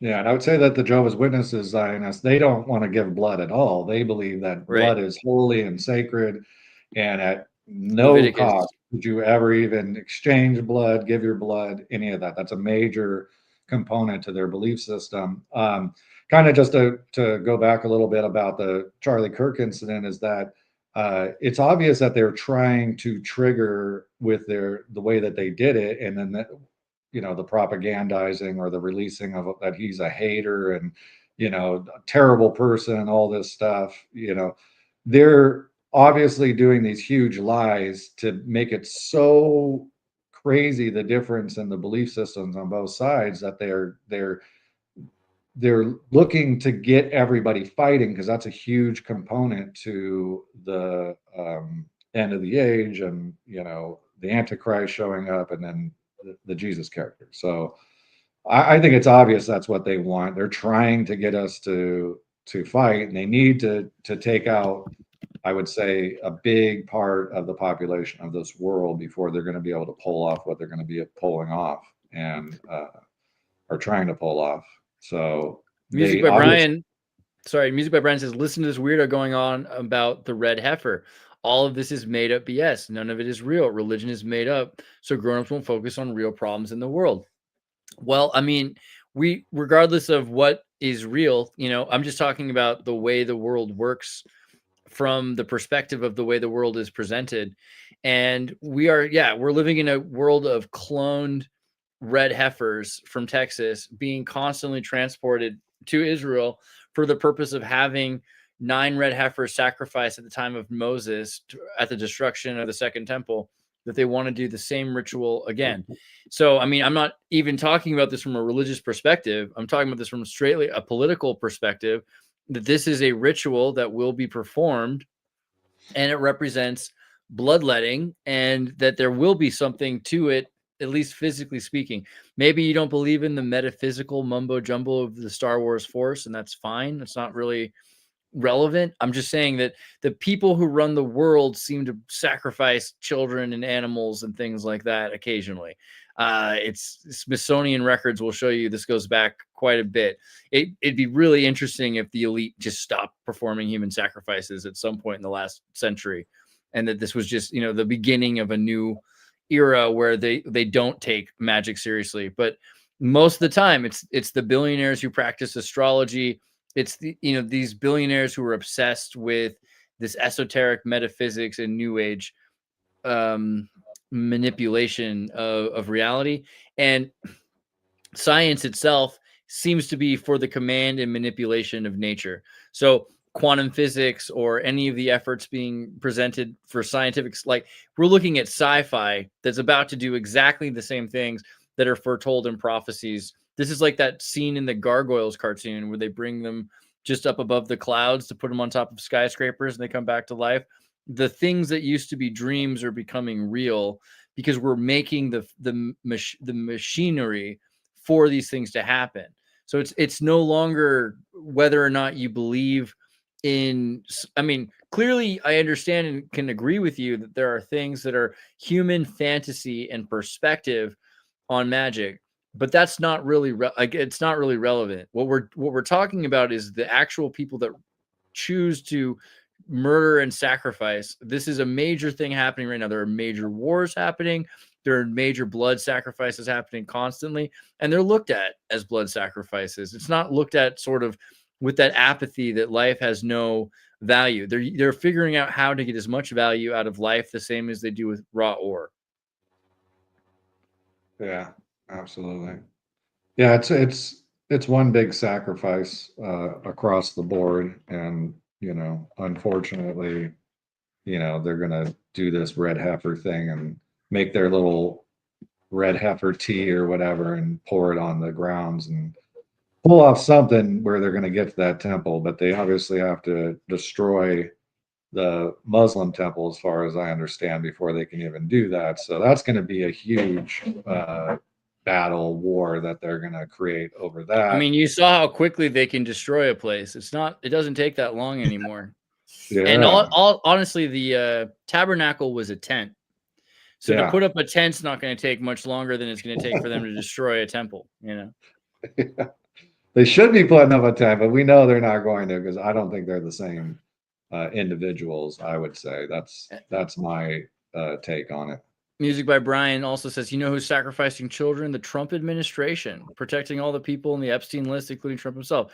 Well, not to to derail the conversation, but it sounds like you do actually agree that there are people. I mean, even if you picked one side versus both sides, I think it's kind of myopic to think that only one group of elite are performing the evil. And I would say anything that acts like the good guy, Trump included, but any like this, but the neoliberal agenda is to act like a good guy. That's very suspicious, right?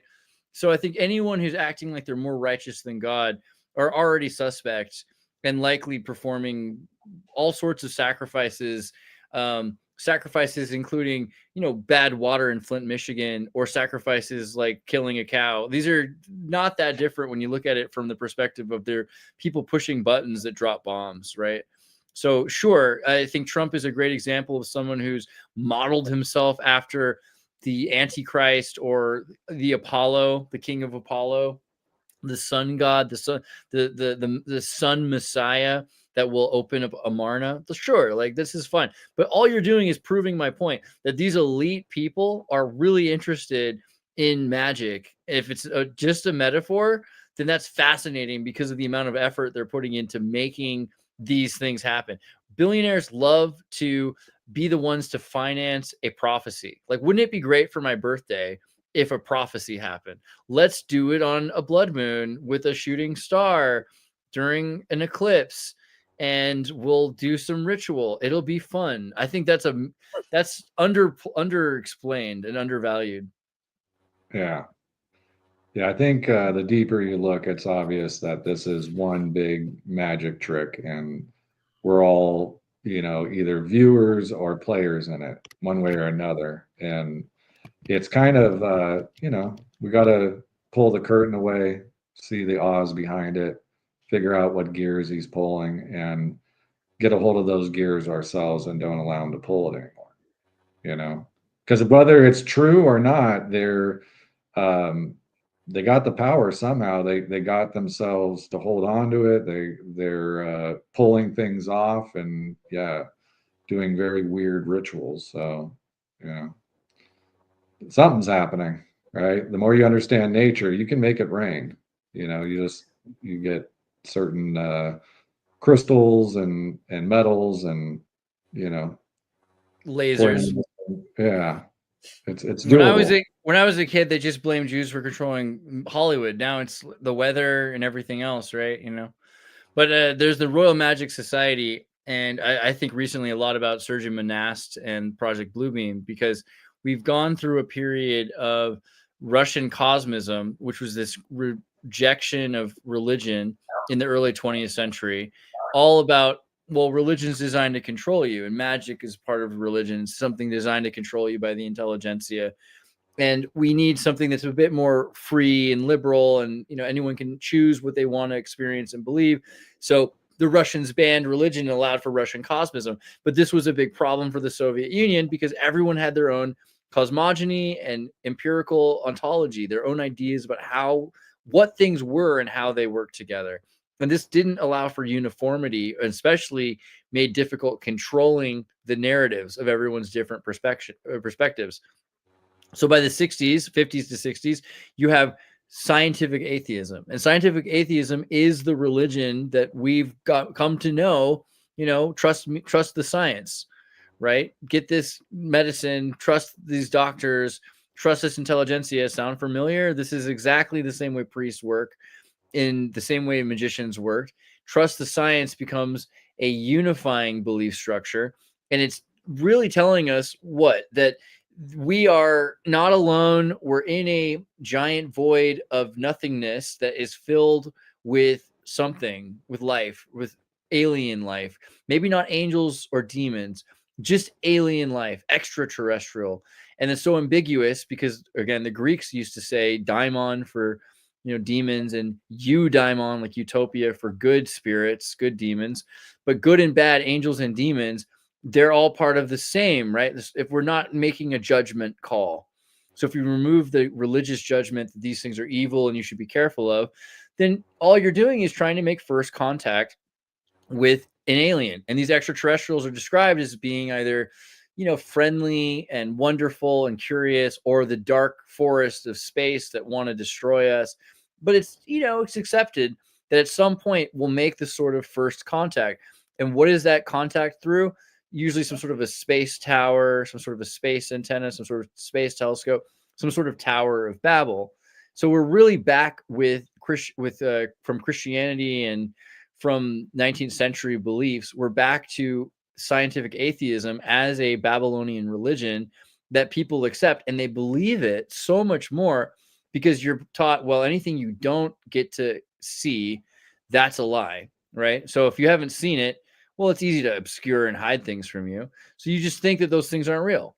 And anything you see, even though we know how easy it is to manipulate what you see, I mean, you can take drugs, you can wear an Oculus headset, you can have projectors in the clouds now. There's EMF signals that can mess with your sight and perception. Obviously, we can manipulate what you experience, but you'll believe that. You'll believe what you experience. So you have faith in your empiricism. And that is a strong belief structure for people. It makes it so they don't just accept what they're told to accept, but they laugh at anything else. They laugh at anything that's outside of the shaped narrative that's supposed to keep them safe, and anything else will make you insane. So you have to believe it. Well, you're muted, Giant. Sorry about that. My dog was barking in the background. I didn't want to interrupt it. Your dog's like, I totally agree. Yeah, exactly. I was agreeing too loud. Yeah, no, I agree with what you're saying for sure. And I think they like to use a lot of like phallic symbols and stuff like that. They think that that's gonna, their rockets and their towers and their skyscrapers and all this stuff is very phallic because it's kind of like, I got a bigger dick, and it takes a big dick to get where we're going. You know what I mean? We're the big dick boys, and we're getting outer space or whatever.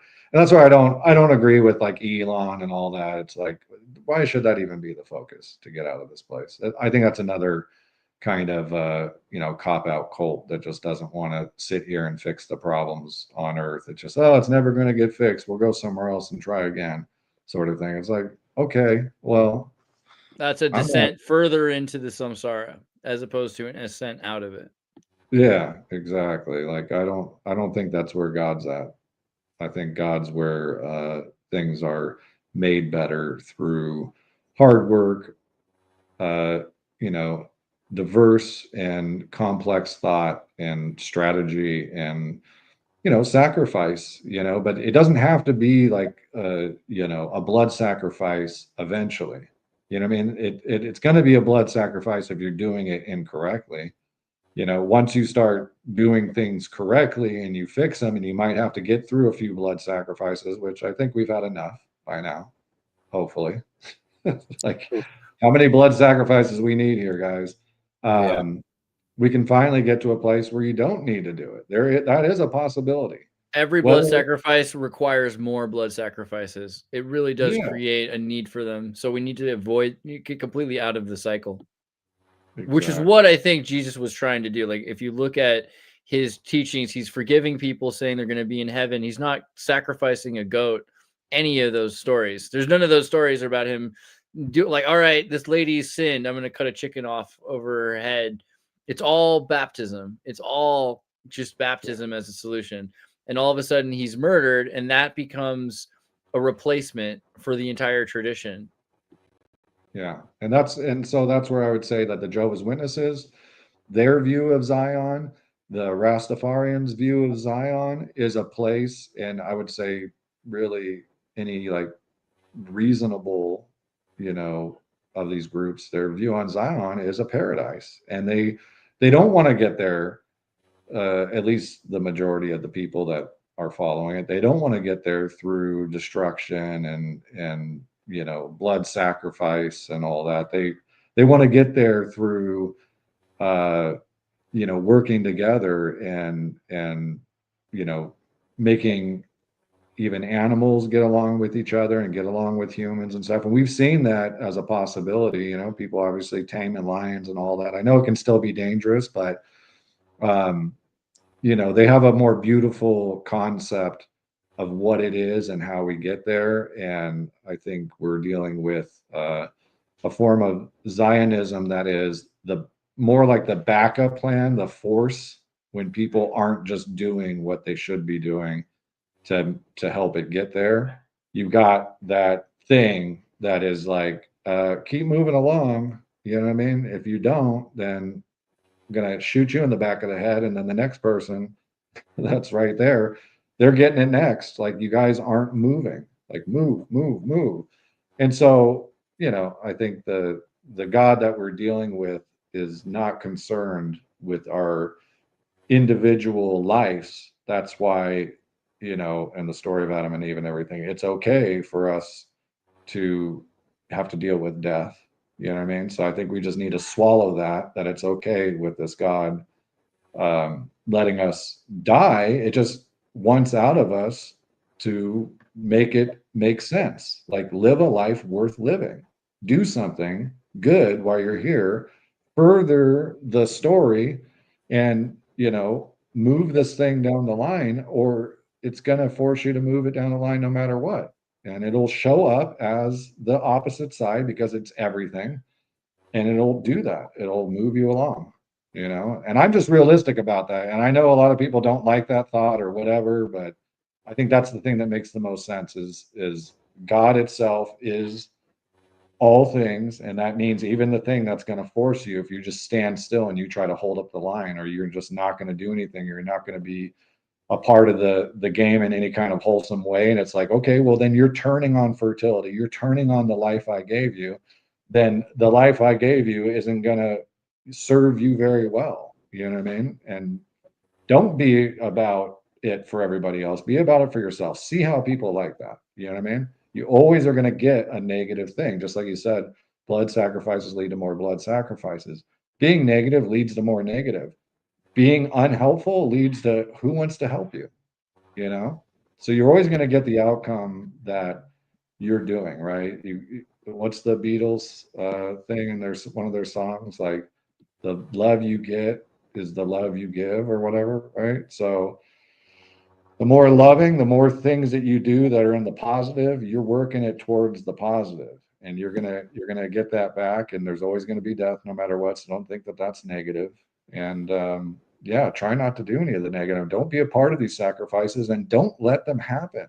Don't let them happen to your friends. Don't let them happen to your family. Don't let them happen to Charlie Kirk. Don't let them happen to Jesus and Martin Luther King and JFK and everything. That, sympathy for the devil. Who killed the Kennedys? Where it was you and me, right? That's what that story is about. Like, the Rolling Stones know this. These guys got all the esoteric information given to them, like all the stuff, all these major, the Beatles, Rolling Stones, they're given all this information ahead of time. They said, we want you to speak in these esoteric, at least for a good portion of your songs, because that's the deal you're making with this, is that you're gonna show in symbolic ways with the songs that you do some truths, that we are the devil if we go along with the devil. And there's a lot of actions that humanity is doing that is, you're obviously turning away from,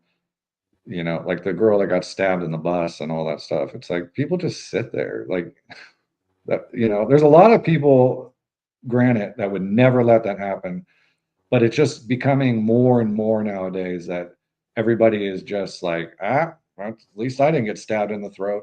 At least I didn't get shot in the neck. You know what I mean? So if that's the attitude we're going to have, well, then it's going to be the hard route to anything that's better. We start standing up for each other, might get better. I also want to reply to Amelia. I agree to some extent that the political state of Israel is different than is different than Zion, but the religious Jewish perspective is no different of a peaceful Zion. I would nuance that, because first off, the idea that all Jews agree is like the craziest conspiracy theory I've ever heard, right? Like, there's no world where everyone is aligned in their perspective and their beliefs of anything. And there will be different kinds of Jews, but Zionism, on one hand, is a atheistic, political motivated creation of the state of Israel through politics. It doesn't have a Sanhedrin, doesn't have a Davidic king, doesn't have a Messiah. So on a lot of ways, you're right, it's a political state of Israel. But if it was just that, you wouldn't call it Zionism, right? So Zionism does have a specific meaning, which has to do with the establishment of the holy ideal. The holy place is the holy ideal. It's Jerusalem is God's dwelling place, and a model for peace and justice. This is why the heifer sacrifice is so important to certain religious Zionists and even some atheists, because not all atheists are created alike. There's definitely Spinozan atheism, and then there's Zabbatai Zevites. There's still this idea of the Zevites, right, which were a religious group of Jews that followed this Jewish mystic Zabbatai Zevi. And as much as people think that he just stopped existing, or that there are people that don't follow him, there still are a number, I would say a number more than people realize, Zevites in the world and in Israel. And they've talked about for a long time a new messianic age with a true Messiah that isn't Christ, that will be achieved by the creation of the state of Israel, which will make it possible for the Messiah to return or arrive. And that's still a belief held by a lot of people.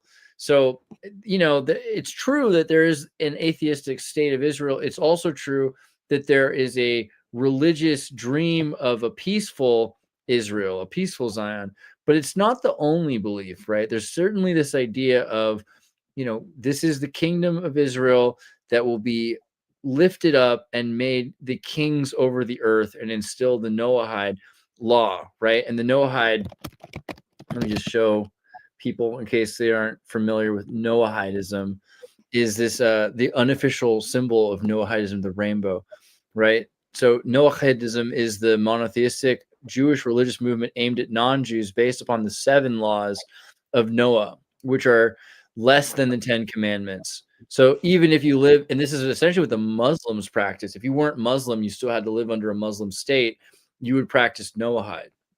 And Maimonides in Spain, a Jewish mystic and doctor, was a legal figure for the caliphate, for the Cordoba Caliphate.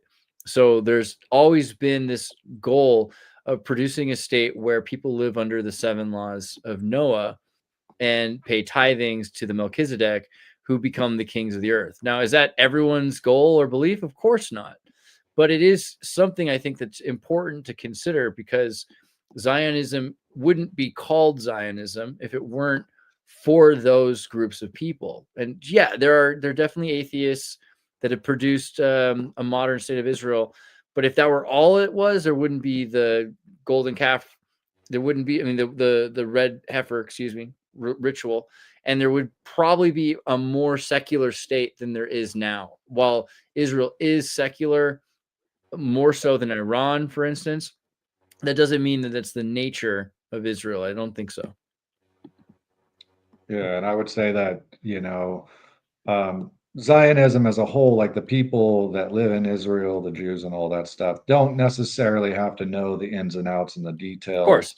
Yeah, they're And human they, body shields being used by an yeah, elite small group, of course. and they're just, they believe in it probably, surfacey, a lot of them, where it's just like, yeah, this is, we want this Zion, this paradise to come about and all this stuff. And so they're not involved in any of the intricacies. It's just these people that are at the top, they're at the top of the Catholic Church, they're at the top of the Protestant groups and stuff like these mega churches. I don't trust any at the top of all the governments. I would say that they are all whatever this thing is.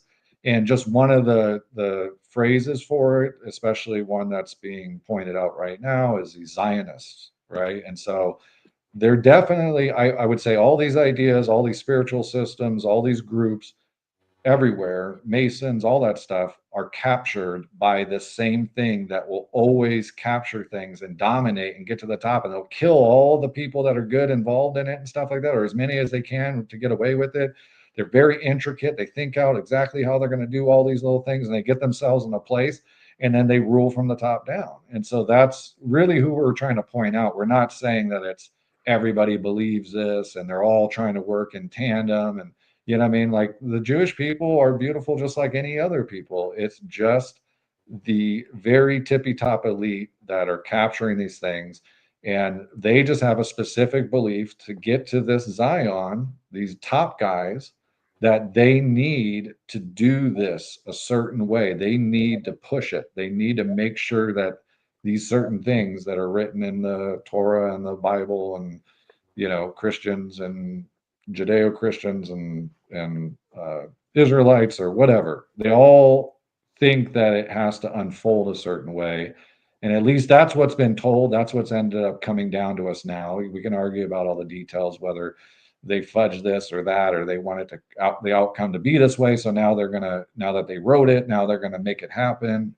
Who knows all the details, but they're definitely aiming to unravel this and make a certain outcome, because at least it looks like, from what we can tell, that they want this outcome to happen. They think that, or they're telling us they think that they can bring this Messiah, right? So, obviously the Jews don't believe that, the majority of them or whatever, I would just say, however you would phrase it, Andreas, but they don't believe that Jesus was Christ, right? So and then the ones that do think that Jesus is Christ and would be along with this, and then this is the second coming of Jesus, they still think that it needs to happen and they need to push for it. And then the rest of, Christianity and all that stuff, were the ones that do believe that there'll be a Christ coming, just are like hoping, like, oh, it'll happen one of these days. We don't But know even the the people that don't understand it or believe it, who are like, look, I'm just an atheist and I don't believe in God, I just believe in science, then they're preparing for this alien first contact, which is the three-eye atlas, blue beam thing that we're going to see probably in the next month. So, I mean, no matter how you spin it, there's going to be a way for people to live their lives and let this happen, whatever this goal is that's being, incrementally worked towards. Again, I don't think it's something that is as easy as to say, well, this is what this group wants or that group wants or anything like that. But that's why we brought up the different forms of Zionism. And really, you brought up the difference between, you brought up Rastafarianism, which we didn't talk too much about, but I would say a big thing here is the difference between Babylon and Zion. That's a major distinction that they make, that there is a twin city, that one is of God and one is absent of God. One is manipulating and one is following, right? And that's something that we're definitely seeing as a choice in the construction of the new world that is being ordered right now. Yeah, no, I agree. That's a good way to kind of to wrap it up, is that there's two different versions, and they might be trying to sneak in their version as a Zion when it's actually more of a Babylon. Them trying to force it rather than build it in the right way, in the way that God is obviously wanting. So, yeah. Well, I've learned a lot, guys. Thank you guys for both coming. I appreciate your time. Yeah, thank you for having us, brother. First of all, Giant, for people who want to check out your, do you post any of your stuff? I know you've done a lot of work with Andreas and whatnot, but if people want to find you, is there a way for them to get a hold of you? I'm on X. Anything that I've gotten onto any kind of platforms or anything, it's thanks to Xirtus, like, getting me in group chats and stuff like that. But yeah, I used to post some just little videos and stuff back in the day on YouTube, but I don't really do it anymore. Eventually I probably will. So you can always look at those on YouTube under Giant. And then if you want to follow me on X, I'll follow you back. And, I'm always open to talking to cool people and trying to figure this all out. I think that's what it's about. Right on, right on. Well, we'll definitely have to have you back. This was a great chat. Andreas, we all know you, but for those who might not, where can we find you? Where would you like to direct people? Well, definitely check me out on Divulgence Podcast. If you follow Divulgence Podcast, like and subscribe, you'll be able to see some of the videos that we've done together. Jordan's doing an amazing set of videos. He's also got some interviews with some pretty interesting people going back, and recently he's been doing even more. So make sure you check those out. And then also, you can go to andreas.me or xirtus.com, xirtus.com will take you to my YouTube videos, donation pages, links to my contact information, and find me on social media like X, Twitter. Go ahead and reach out, and I'll do my best to answer you, or also make content that talks about the questions that you asked. So thanks for being here, and Jordan, thanks for putting this together. You're awesome as always. Good to have you around. Yeah, thank you guys. We'll all be in touch, and we'll talk soon. So stay safe, everyone. Take care. Sounds good. Peace. All right, guys.